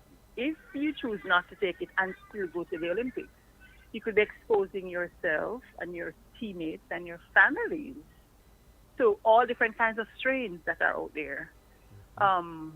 So that is something you have to weigh as well. So I wouldn't necessarily want to say change your mind, but I would ask them to think about the pros and cons of not taking it. Yes, we know vaccines usually take 10 years or thereabout. But right now, are we truly living? Can you comfortably say, no, I don't need to take the vaccine, I'm okay? If it's a yes, then don't take it. If it's a no, then look at the pros and cons. Do your research. There's so many countries that are taking the vaccine now. Go do some research and see what has been happening. Are there any deaths? Are there any, because we hear the stories. But really and truly, you don't know if it's the truth. So don't just listen to what other people say. And I'm one of those that, I listen to persons, but I make my own decision. Make your decision. A lot of us are listening to what others are saying and say, oh, me not take it either. No. I think you should make your own decision based on your own research. Do you think... So that would... Do you think, Simone, that it's a matter of competing one group against the other? Or is it just prioritizing, because everybody won't be vaccinated? And no. Even those who are in preferred position. But given the urgency of, say, the Olympics, if you want to prepare and be at your best to go in the first case, then you should be properly prepared in terms of vaccination, in terms of testing, in terms of preventing the airline, if it makes the decision at a future date that you can't come on this flight if you are not vaccinated, because you're training with them, they're waste of time. Should something special be done to ensure that those that are in need and will be competing in a couple months' time would be among the first people to be prioritized? My response would be absolutely yes. But you know what's interesting, Strat? I don't like the pitting us against each other, but when our athletes especially, and I'm sticking with track and field, when they go to these major championships and they do well, we all rejoice. We all bask in their glory, and it becomes a part of our glory. So, as a nation, we should do everything we can to help them prepare. Right. Because when they win and they rejoice, we rejoice. We celebrate. It's almost like when I remember watching the races and when they broke the road, you'd think I'm in the TV running. The joy I feel. No, that same joy can only come if we help them to prepare. Or it could be a joy deferred. We don't want it to be a joy deferred. So I would say, absolutely. And the preparation that you speak about has everything to do with all types of support. The physical field or arena, right? If they're preparing, they must have somewhere to train. Training grounds, no? Yes. The bubble that is required. Yes. Right? I mean, we have to start thinking about templates that have to be put in place early if we are seriously taking the games into question, no? Yeah, yes. We have to. And I understand what, sports, and we don't have any money, and we have to decide. COVID is affecting all of us. Olympic, as far as I know, the Olympics is still on. Or athletes are preparing or not preparing properly because of COVID. So if whatever we have to do to assist them, providing that it is still on, I think we should do it. And by preparation, you're right. It's not just going to the games and getting vaccinated. It's, the bubble. I know it's costly, but let's see how we can make it work. We make other things work. Beg your pardon. We find it when we need to do other things. So wherever it is where we find for other things, let's see how we can, support them. I know the JOA is trying their best to help athletes, and I believe the ministry, but I think more needs to be done if we say we're going to go to the Olympics and we want to do well at the Olympics, and not just the Olympics. I mean, other sports as well. Like I said, the under-21s have not started training yet. But I'm looking and the championship is in December. But I'm looking at a situation where when they say sports, immediately come to mind about track and field and the Olympics, which is not our intention. We said sports in general. Yes, I'm coming to the point that netball had to cancel a tour to England, eh? Yes. Yes. Why that had to be done? Because there was no pre-planning. We didn't look at it as a priority to say, how could we ensure that these girls are prepared to make this trip? Well, so the girls were training. So they got the protocols were sent through. It was approved by the ministry. So they were tested regularly. So they were in training, in-person training, and everything was on track for that tour in January. However, it wasn't any fault of theirs or England, because what England did, in all fairness to them, they gave netball Jamaica, instead of the regular 12, they said, okay, bring 17 players. So in the event something happens and any one or two is tested, you still have enough. Right. So they gave, instead of a 17-member squad, they were paying for 22. So, all of the preparation was happening when they were actually going to go away for about a month because of the quarantining and the testing and all of that.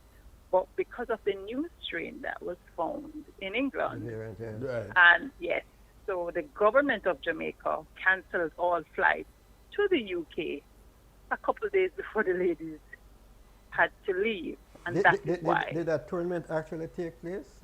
No. Well, England ended up playing an all-star team from that, made up of players that are playing in their league now from other countries. So we had 2 Jamaicans playing on the all-star team, persons from New Zealand, and then of course let me ask you this: some English players. You're still very much close to the game. I know it's your DNA, right? I'm on the board. Very well. You're on the board. the, this pandemic has emotional weight. This pandemic bears us down mentally and emotionally, right? Netballers, what's some of the feedback you're getting, and does it is it attached to an eagerness to get vaccine? Is it attached to what? To an eagerness to be vaccinated, or people there is surprisingly even more distrust? What's happening? General mood. Yeah, what's happening? Well, I haven't had the vaccination conversation. Right. But I do have the conversations regarding COVID and how the impact it's having on them. So the Sunshine Girls now are training via Zoom. And the feedback they've been doing this since June last year, by the way. They are tired of it. They're just tired of inside. They want to go outside. They want to be with their teammates. That's what they want to do. And plus, Zoom is harder than outside. So that's where they are. You know, like mentally, they're just over it, just like most of us are. And so when this tour was canceled, they were really, I think they were angry more so than disappointed, because this would have given them a chance to not only represent their country and be out of, this regular inside, but at least they would have gotten some free up their minds and some freedom in a sense, because they were still going to have to quarantine when they get to England, but it would have been a different environment, a different four walls, if you understand what I mean. So it took them aback, and some of them, as I said, expressed their anger, and they were just over it. I'm going to ask you. You know how your Uncle Curtis is. I'm going to ask you. When are you going to have that vaccination conversation? Well, I'm sure we're going to have it soon. I don't know if I'm going to be a part of the conversation. I'm sure the management probably have already had some sort of a conversation with the ladies regarding vaccine. But the good thing about the netball team, though, the team has 7 players playing in Australia and 4 in England. So they're not home just doing Zoom. They're actually playing netball. And for most, some are in a bubble, some are quarantining, but they're in a bubble in their own little space. So they're still playing netball. So the national team, really and truly, is just about 7 players who are left here, not playing overseas, have been affected. And these are the ones who I'm sure some of them are just ready to be vaccinated. Because, Because I'm going to say, given all that you have said, it should really hasten the move to have them vaccinated, because they'll be freer to go outside without the risk. And therefore, the thing about being tested every minute and that kind of thing would be obviated. And then you have another set of girls now who could join that group to make a deeper squad. There you go. Which will be the under 21. So that can happen because of COVID and lack of vaccination. No. But, I mean, let's just hope we get it very soon, because it is just, I'm over it too. And we're a social being. We want to. But for now, we just have to work with. Stick with all the protocols and do what is required. No, let us look at your community work, because you are multifaceted. It is not only in the sports you play, but in your personality, your character, your everyday work and concerns. You started a program, was it about 2 years ago? Where 2018, where you had some of the stars of our country. I remember Chris Gayle and some footballers. Chris Shelley and Ricardo. You took them to your community, and it should have expanded elsewhere to motivate the youngsters. Tell us about the concept first and what has transpired since. Well, it's called Project Gold, and Gold is guidance, opportunities, lessons for development. And it's using sports to teach not just regular life skills, but to say, okay, we are athletes, we grew up in these communities, this is what we got out of community-based programs, and so we want to be able to, like in cricket, we use lick it for six. And lick it for six is really, how do I, whatever it is I do, I need to make sure I lick it for six, lick it out the park. So if it is welding that I do, if it is schoolwork, whatever it is, we lick it for six. Or you're running your own race, as in Shelley's case. So Shelley would come and talk to them about she running her own race and what is her race. So those are the kind of lessons that we go into the community and we speak to them about. The JDF was a partner as well, and a couple other entities to come in and help the kids. So it wasn't just a regular, sports in the community, run, come play football, and then go back home. It was really an all-day activity. At the end of the day, each day, because it went for 8 weeks, we did a little sports, but really it was inside and using sports terminologies and to talk to the kids and teach the kids. I remember, I just want to share something quick. This gentleman, he's in a wheelchair. His name is Kevin Powell. I'll never forget him. He's so powerful. He was in a wheelchair from primary school, and he said to them, well, you have to run our own race. My race is I can chat. So guess what? I chat my way to the head of the UCC English department. So it was that kind of an environment that we created for the kids. Are particular communities targeted, or it's Yes. a general sweep? No, well, it's particular communities targeted, just like what Stratton mentioned earlier. So Auguston was the first one, and the idea was for us to move into other communities in Kingston, but as well as outside of Kingston. And the idea was to have 2 per year. So far, we've had 2. COVID came and, kind of put us spokes in, because last year we were supposed to have 2, one in St. James and I believe Arna Garden. So the idea was to do 1 out of town, 1 in town, so we alternate the Kingston communities. So it's just unfortunate that, COVID kind of put us up, because it was really doing well. And what we did was, from the first one, we had a few youngsters, about 8 of them, who did extremely well. And I share another story. This young man, he was 17 at the time. He was on a bus, and somebody stabbed him in his head. And so he had to go to the hospital. He didn't come 2 Saturdays. The 3rd Saturday, he showed up in a hat. I said to him, why are you wearing a hat? I said, take it off. He said, no, miss, I can't take it off. So what happened? And he shared the story that somebody stabbed him. Well, why are you here? And he said, miss, I missed 2 weeks already, and I couldn't miss another one. And he gave me his homework for the 2 weeks that he missed and this 3rd week. And I mean, every time I talk about that story, I have goose pimples. But those are the kind of stories we get from the program. So we had 6 of them were young men and 2 young women who we've taken on as ambassadors of the project. So wherever we go, whichever community, these young ladies and young gentlemen would come with us and be, quote unquote, mentors for the youngsters. So one last question. You're thinking about any virtual presentations? Yes, so we are thinking about how we can do something virtually. It's a little challenging, but we're working on it.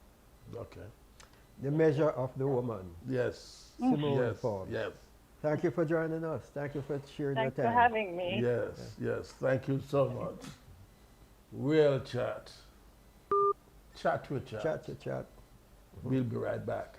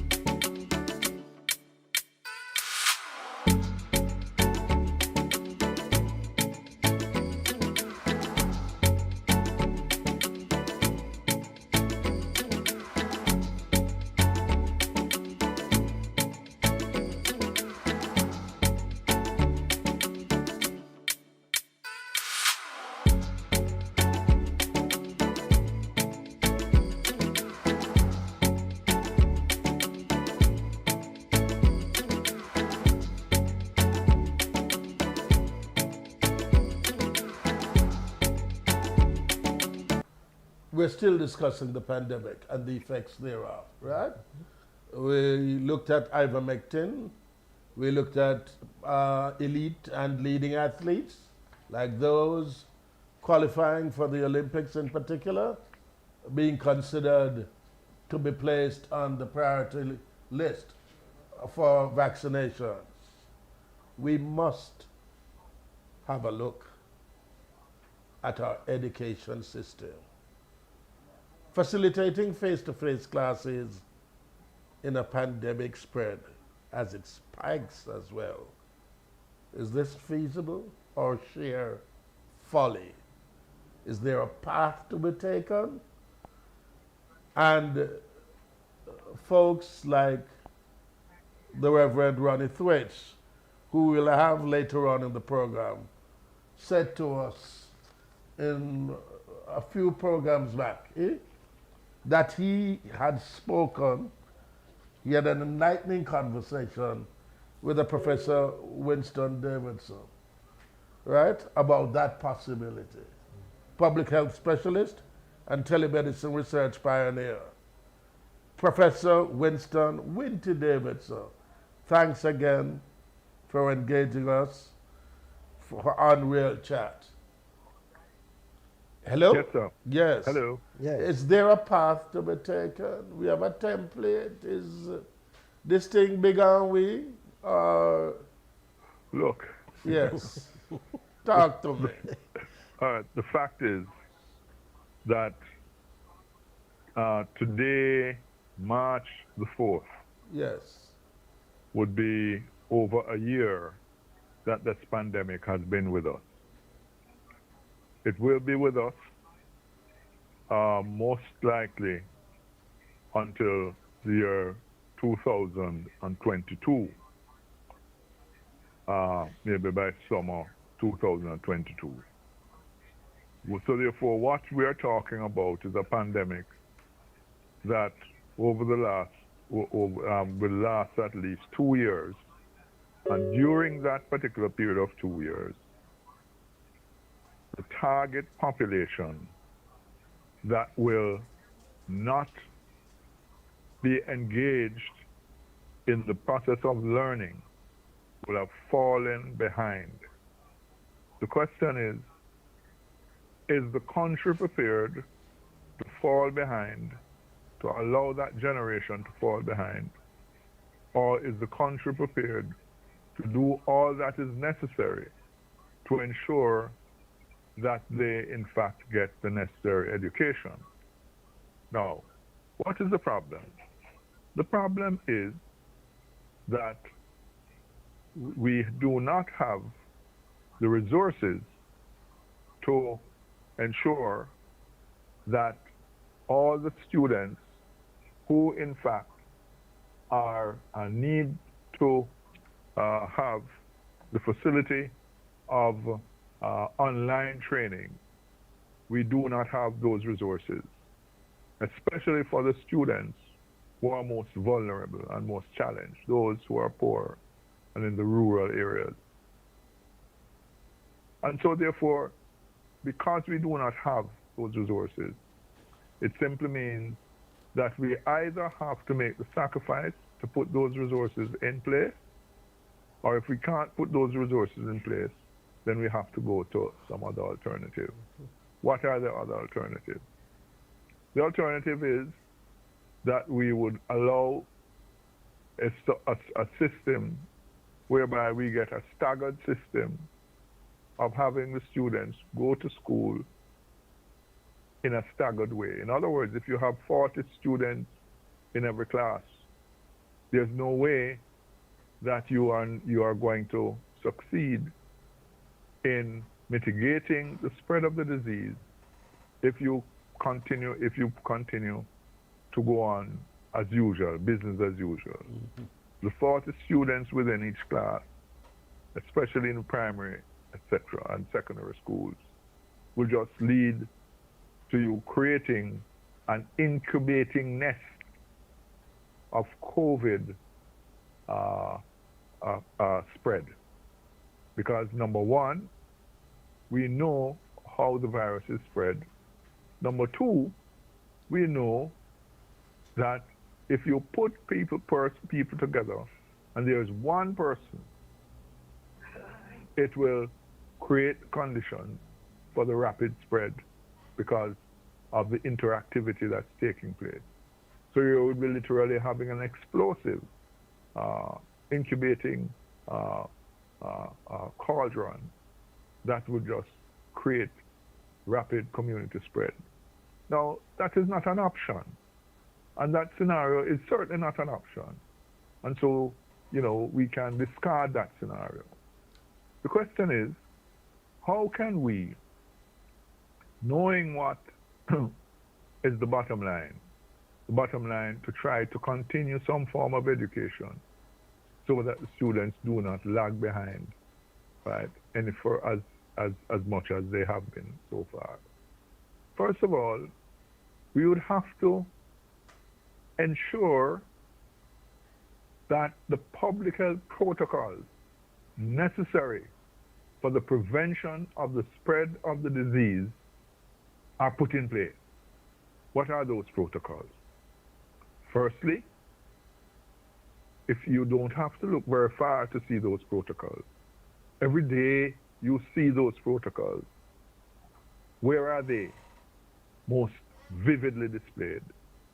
If you go into the factories and retail outlets, the PSOJ has or the banks, the PSOJ has in fact demonstrated that these protocols can work and that you can carry on with activities so long as you are prepared to have the discipline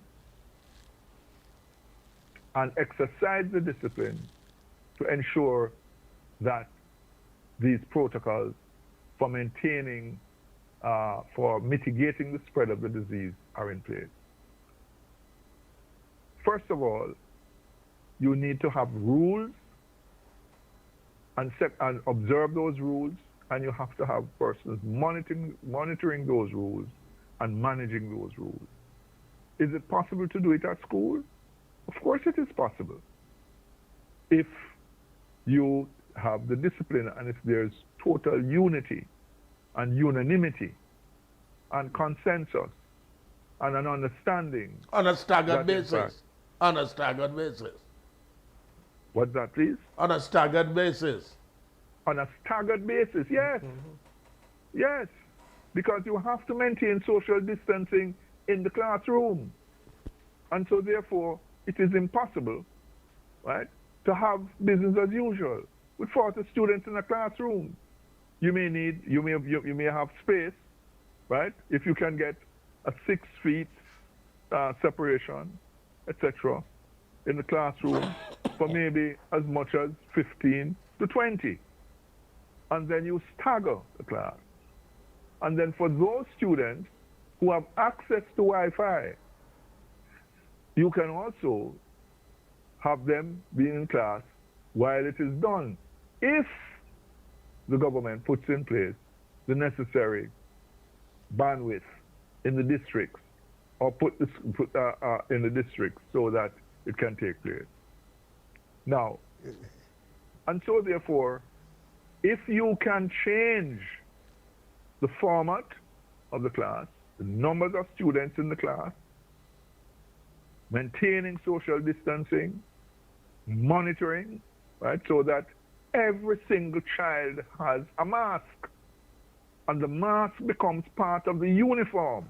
For the next 2 years, it must become part of the uniform, right? Now, and that is why I have been advocating that these measures, right, where every child will be given 2 or 3 masks that are washable, that are properly designed, and this can be done quite easily. School uniforms are made quite easily. We have that culture, and we can give the standard from the Bureau of Standards and the medical committee from Bureau of Standards to persons to design and make masks. And there are 500,000 students And these masks can be made and distributed to the students, and they can be, it can be part of the uniform. And you can't go into school without a mask. And those are some of the rules and protocols that could be implemented. Added to that, hand sanitizers and of course temperature, right, can be done in the management of the space for education. And the fact is, because we know that we are not going to get the kind of mitigation of the disease for another year, a year and a half at least, it is necessary to have this innovative approach in order that you can have at least the continuation of the particular process. Now, so you have what you call proper mask, proper social distancing, hand sanitizing, and the government, through the local government, must ensure that there is potable water on campus, on school premises, so that children can have soap and water to wash their hands and, of course, to take care of the hygiene measures. And the masks must all be worn by everyone. You will then also put in a program whereby no student is allowed in the playing field so that you maintain your social distancing. Now, the government, I know, has about, I think, $400 and something million. I'm not sure whether it is the central government, that is the office of the Prime Minister, or it is the Ministry of the Ministry of Local government? No, the Ministry of Health. Yes, okay. Now, if you have 450 million, call it $500 billion, Jamaican dollars, for health promotion. Health promotion is certainly not only education. There are practical aspects of health promotion that can shape people's attitudes and values and practice. And a part of that could eat that money, not a lot of money, it wouldn't cost a lot of money, could be used for the production of masks. And people can be creative in the production of masks.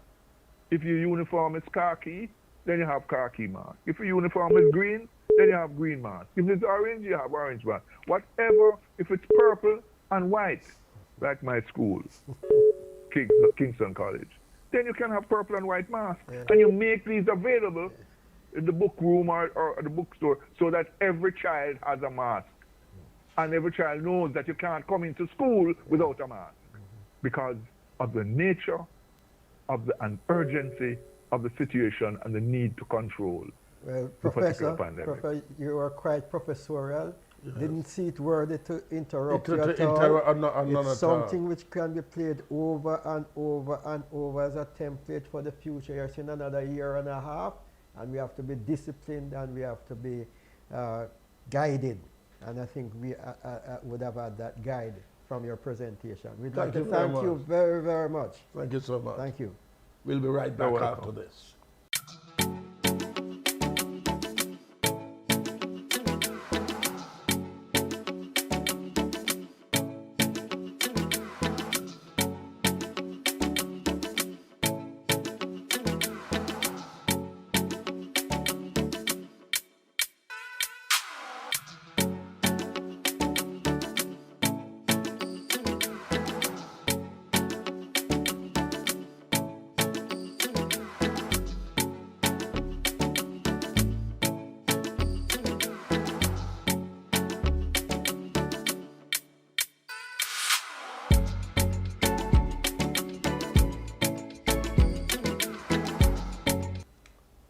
Quite a template and blueprint from Professor Winty Davidson.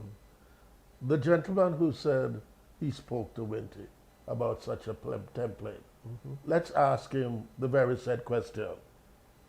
Facilitating face-to-face classes in a pandemic spread, especially when there's a spike, feasible or sheer folly? Is there a path to be taken? The Reverend Ronald Thwaites, former Minister of Education, attorney at law, lecturer, columnist. What say you? Hello, and thank you for this opportunity. I think that it is possible. I think that there are some schools that have done very well, and schools like St. Elizabeth Technical High, under the guidance of Mr. Wellington, several of the private schools which have had no alternative but to find ways to keep going because of their economic independence.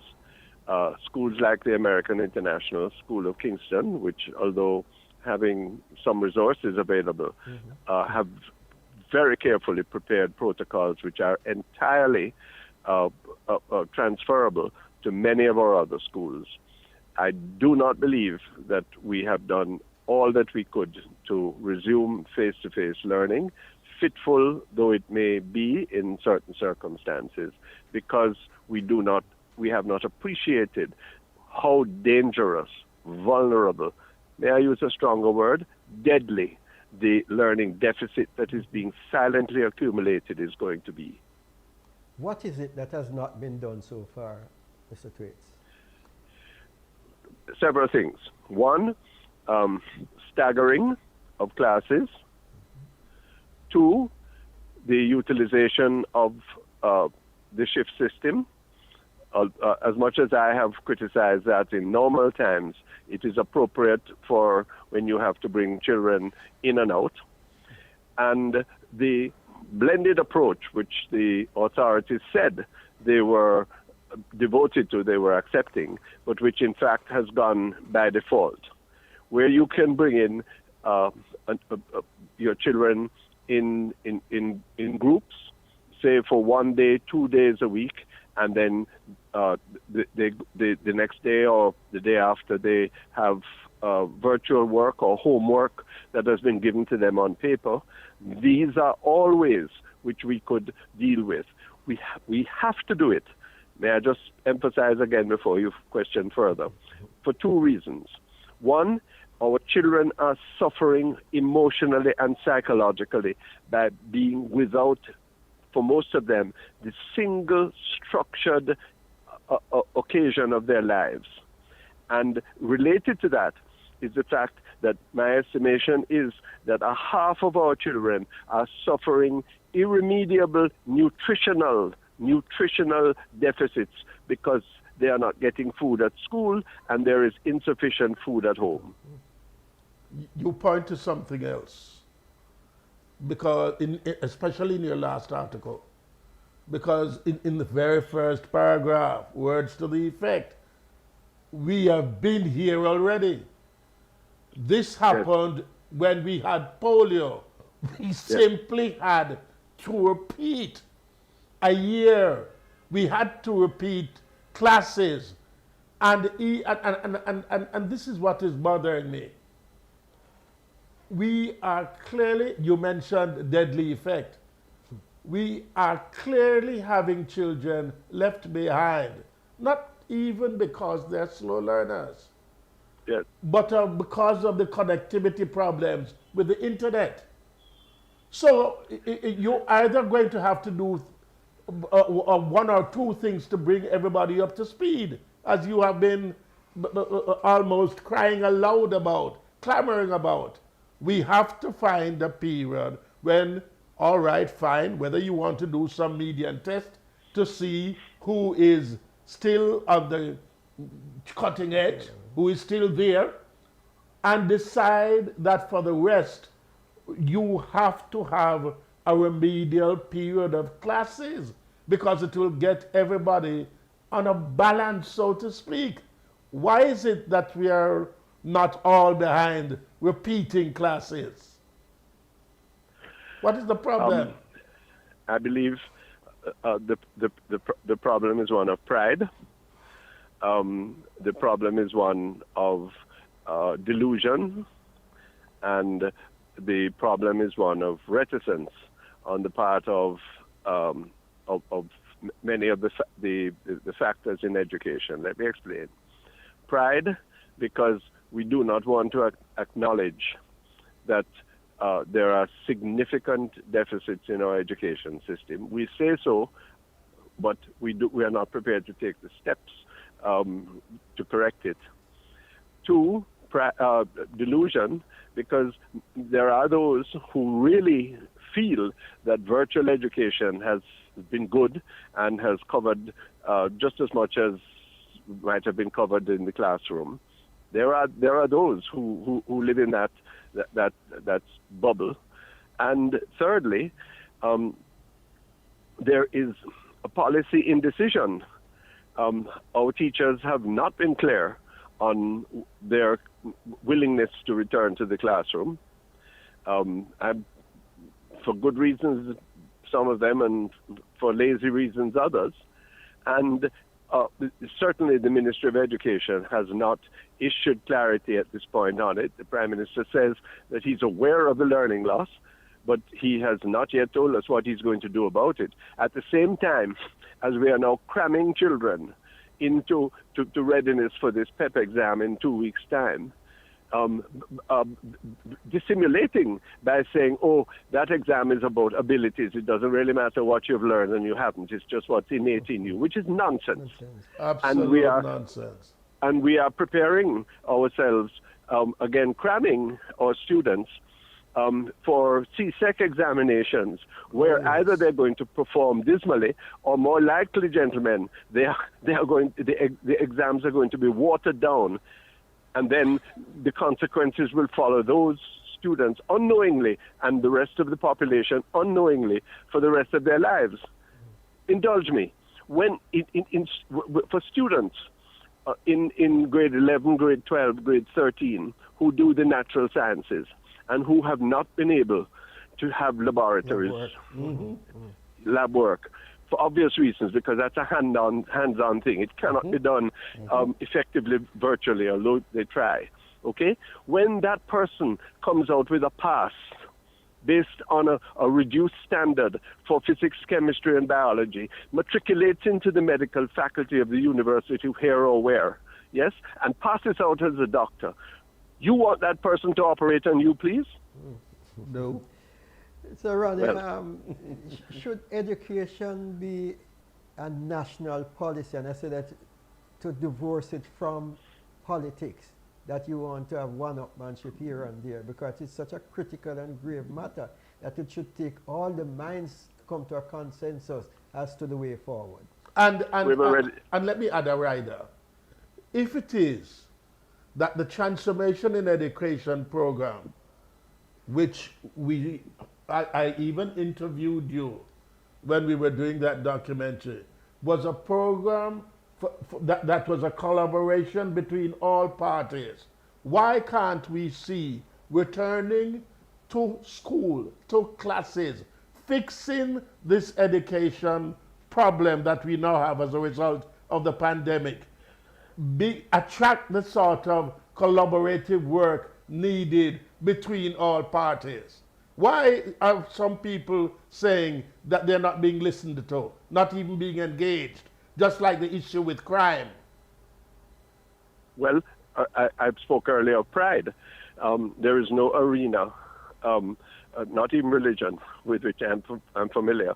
There is no other area of life where overweening pride is more apparent than in political life. Right. When I served as minister, I tried to incorporate Marissa Dalrymple Philibert at first, for most of my tenure, and then later Kamina Johnson-Smith, who were the shadow spokespersons. During Marissa's time, I offered her to come into the ministry and have a desk so that we could talk and discuss. It certainly wasn't well developed. But we've already taken that decision, you know, gentlemen, from 2004. Prime Minister Patterson at the time and opposition leader Siaga during the first transformation iteration. They took that decision that education was so pivotal that it had to be removed from the partisan fray.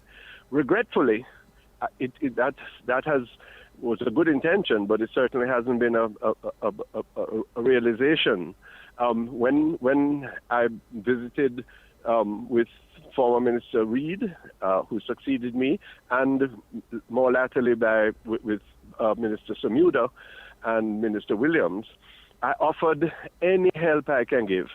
I'm not looking there's no political plaudit to it. No points, no points to be scored. No. Carl Samuda was generous in that regard. He's a very mature person. But there are, and being personal really it shouldn't be, because there are huge special interests that need to be brought into the picture. The churches, for example, either own or sponsor some 50% of all the public schools in this country, and yet their voice is not adequately heard. Yep. When they could be remarkably of assistance in terms of the calibration of this obviously difficult and fitful period during the pandemic, don't you think? Indeed. The final word from you. What has to be considered now, even as a checklist, for us to be taking the bull by the horns? We have to bring each school should bring clusters or individuals, children, into the back to school in safe circumstances to assess where they are in respect of the expectations and standards of the grade that they are supposed to be in or that they were in March. On that basis, a decision has to be taken whether they repeat the grade or whether they are able enough, the minority will, to go forward. And arrangements will have to be made. That's one essential thing. It has to be done on an individual basis. Yes? It can't be done in any casual way. One. Two, we have to pay particular attention to the emotional restoration of our children. They have been hurting as a result of the long periods of idleness. Idleness does that to you, to anyone. Thirdly, the early childhood sector is most pivotal because they're the ones who have been least able to be helped by virtual education. We're going to have to devote additional resources and personnel to the early childhood sector because two things. One, there's a deficit that has to be made up, particularly in terms of social education, manners, deportment, yes, learning to learn, learning to pray, learning to play. And secondly, because that is if you keep back many of the students, as I believe you will have to, what you're going to have is another cohort of 4-year-olds coming in who you will have to small up or expand in order to accommodate. That's a logistical issue, difficult, but I think we can manage it. I must ask you, based on what you have said, the whole socialization process is going to change. How will that affect the future in terms of the problems that we have now? Will it be an accumulation of, or is it a situation that we can retrieve ourselves from? It is something that we have to retrieve ourselves from. Otherwise, there will be no surcease in crime and violence, the bloodletting, and the loss of $120 billion a year. One high school principal told me recently that where he usually loses about 6 or 8 of his girls in a difficult school to pregnancy every year, so far over the blank period, it is 26. Oh. Now, that means that the emphasis we have to do a completely different curriculum, gentlemen. The emphasis has to be on social regeneration. The emphasis at the early childhood level no longer can be on teaching times table and letters. It has to be on being a decent human person, recognizing and loving yourself, your race, your identity, your looks, and the respect for others. We can catch up with the academic subjects later, but having decent human beings emerge in a fetid social environment where homes are not what they should be is the last and best opportunity for this society. Wow, and it sounds like another world. Thank you ever so much, Sir Ronnie. Do not weary in well doing. Remember, the brave fall, but they never yield. And listen, he says it sounds like another world. Please remember to come back again on your spaceship. Thank you for the opportunity. All right, for your good, time. good. Bye. Share.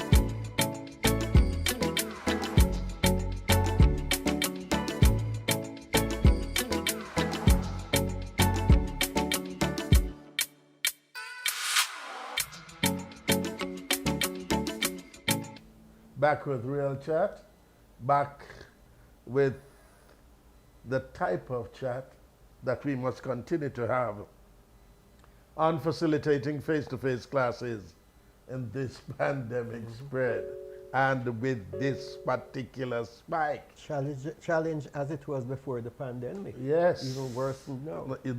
More so, with our positivity rate that we have. Is all of this feasible or sheer folly? And is there a path to be taken? Yes, there's the digital platform, but there is quite a lot else that has to be done in bringing education back on track.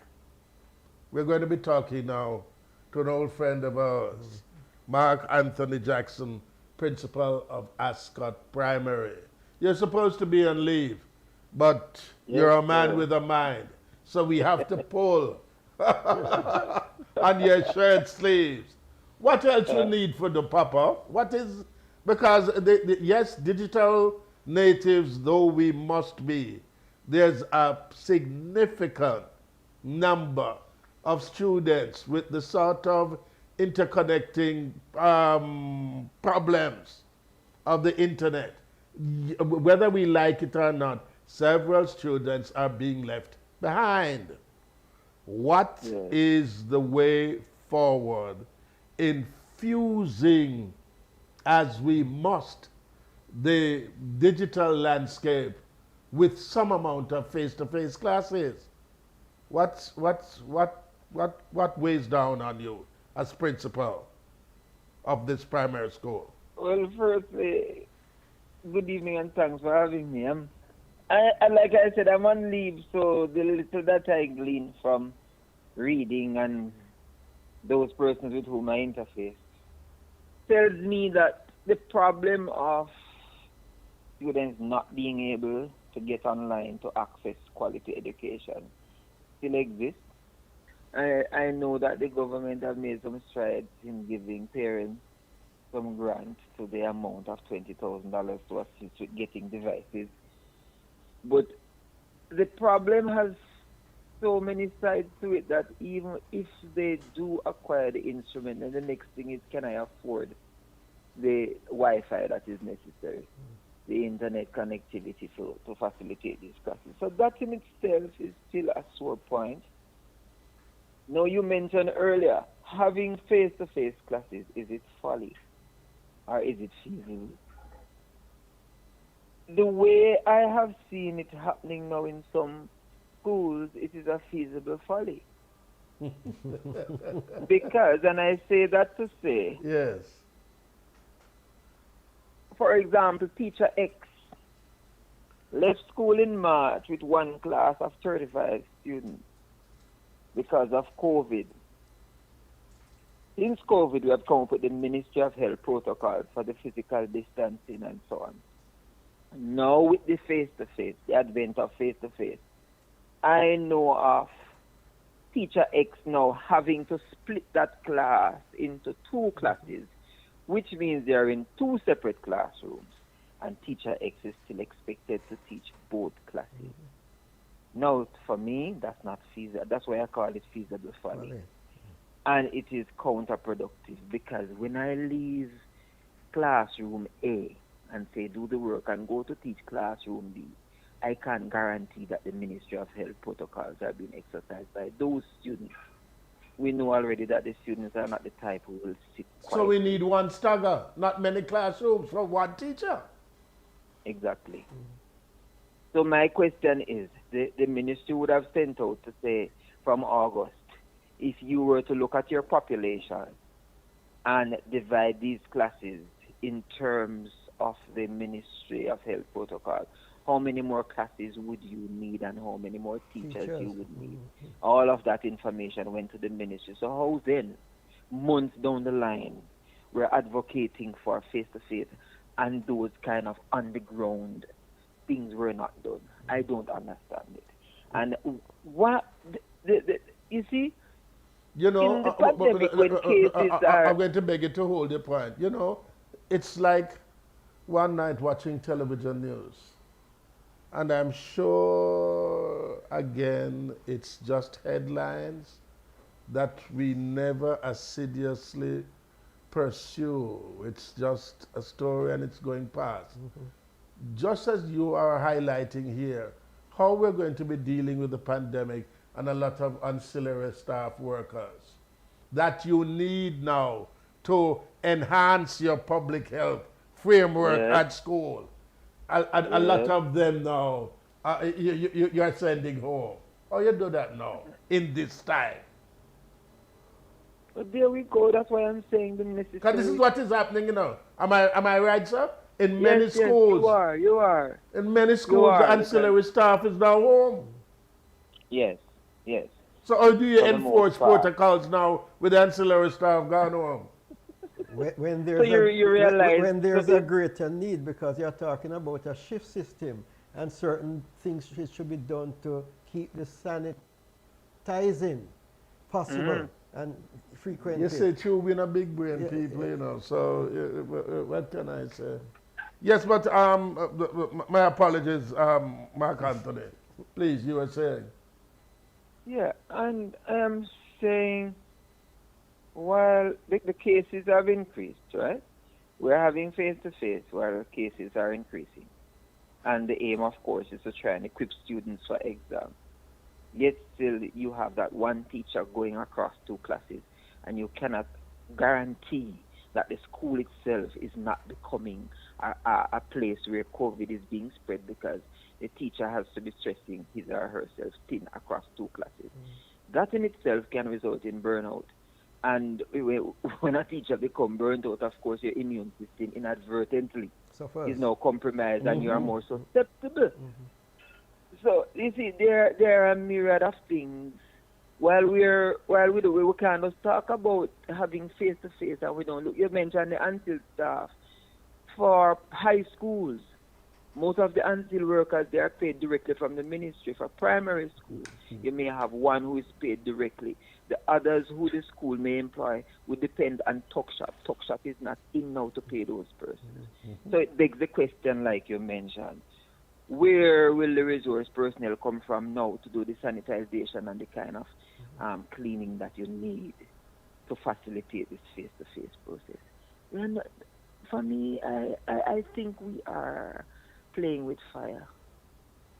And we want the children to be more prepared for exam, but we might end up in a situation where we have too many children ill and can't sit that exam, based on how I see things are going across many schools now.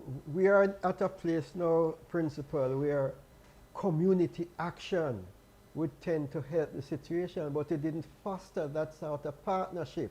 Because I know in some instances a time ago, where parents in the area would from time to take their positions on a staggered basis to give that kind of assistance to schools. And may I tell you that it is happening in some schools, because at my school, even though I'm not there, I know of parents who have to be sitting in the next room to assist the teacher, like an assistant teacher, to make sure that the students are supervised. So it does happen, but I'm saying, why is that stressed and promoted? Pardon? Is that stressed and promoted that this can be a way out? Well, put it this to way, assist teacher X. Our school always have that partnership with parents. I have always facilitated parents coming in to assist. So maybe the culture that we have created that the teacher is now benefiting from. I don't know if other schools do it, but I always have parents volunteering at my school to assist. Curtis, as we engage Mark Anthony Jackson, you're looking at a situation where, as Reverend Tweed said, pride steps in. Is it necessary that for the future to catch up, because the pandemic, as Winter said, is likely to be with us until earliest midsummer 2022? How are we going to counter that situation in terms of those who would have been left behind? Does it necessitate that a lot of people... A lot of them going to have to repeat. We need to repeat classes without thinking that's a shameful thing. Because how else are the others going to catch up? We're going to have to cut summer school vacation. And we need to start to plan for that from now. Are we heading? You see us even considering all these steps? Oh, anything can be considered. And anything can be done, but if we want quality education, like I said, these gaps that I have highlighted, attention needs to be given to them, else whatever we do is going to be counterproductive. We hear you loud and clear, Principal Mark Anthony Jackson. And thanks again for joining us. Enjoy your vacation. Enjoy your vacation. Good, Thank you for having me. Right. We'll be right back after this.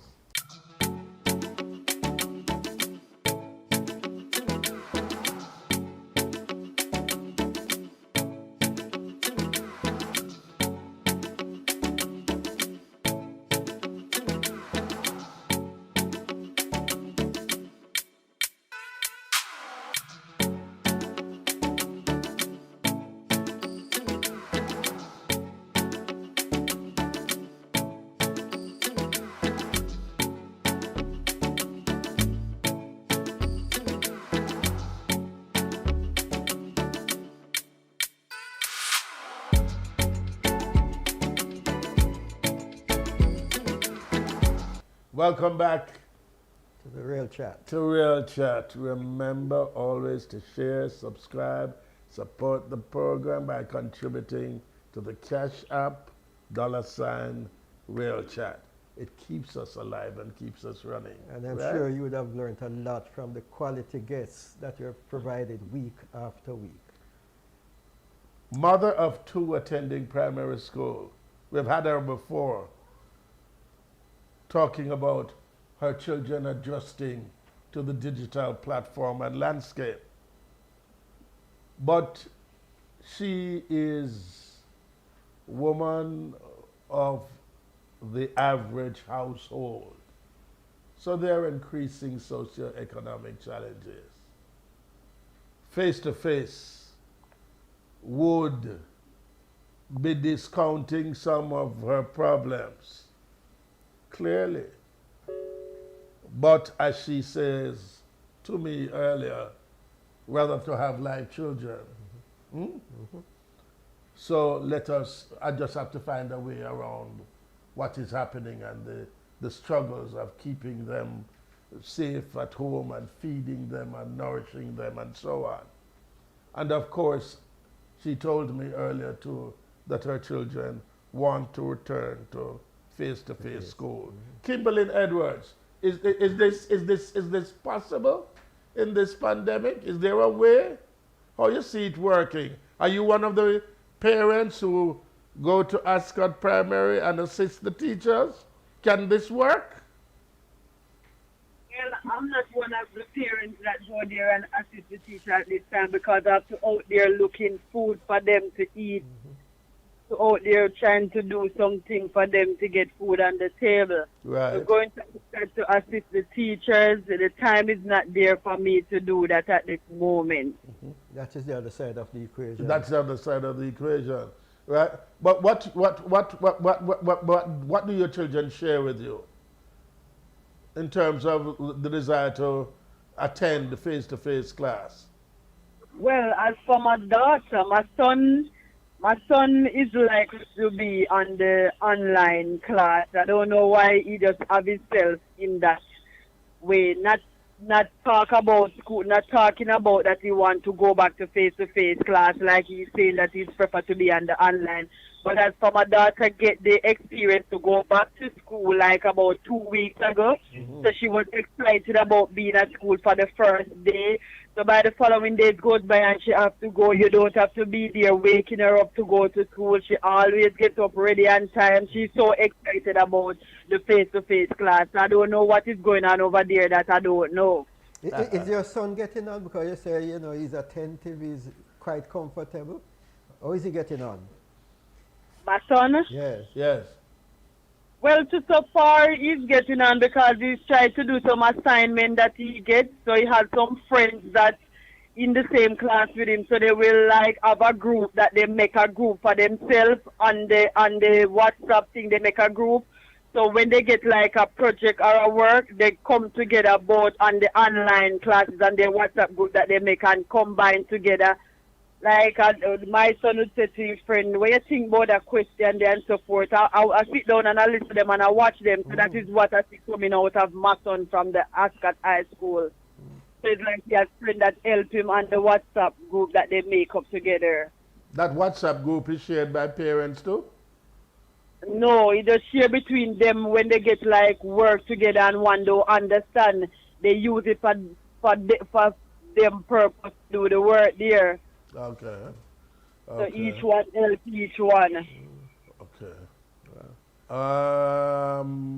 The issue of the internet, it's still a problem to a lot of parents and children, don't it? Yes, sir, big time. It's still an issue for me too because I try to get it, but on the other hand, when the bills keep coming in and in, there's a lot of message I get from Flo right now that they're gonna disconnect it. Are you still paying school fee?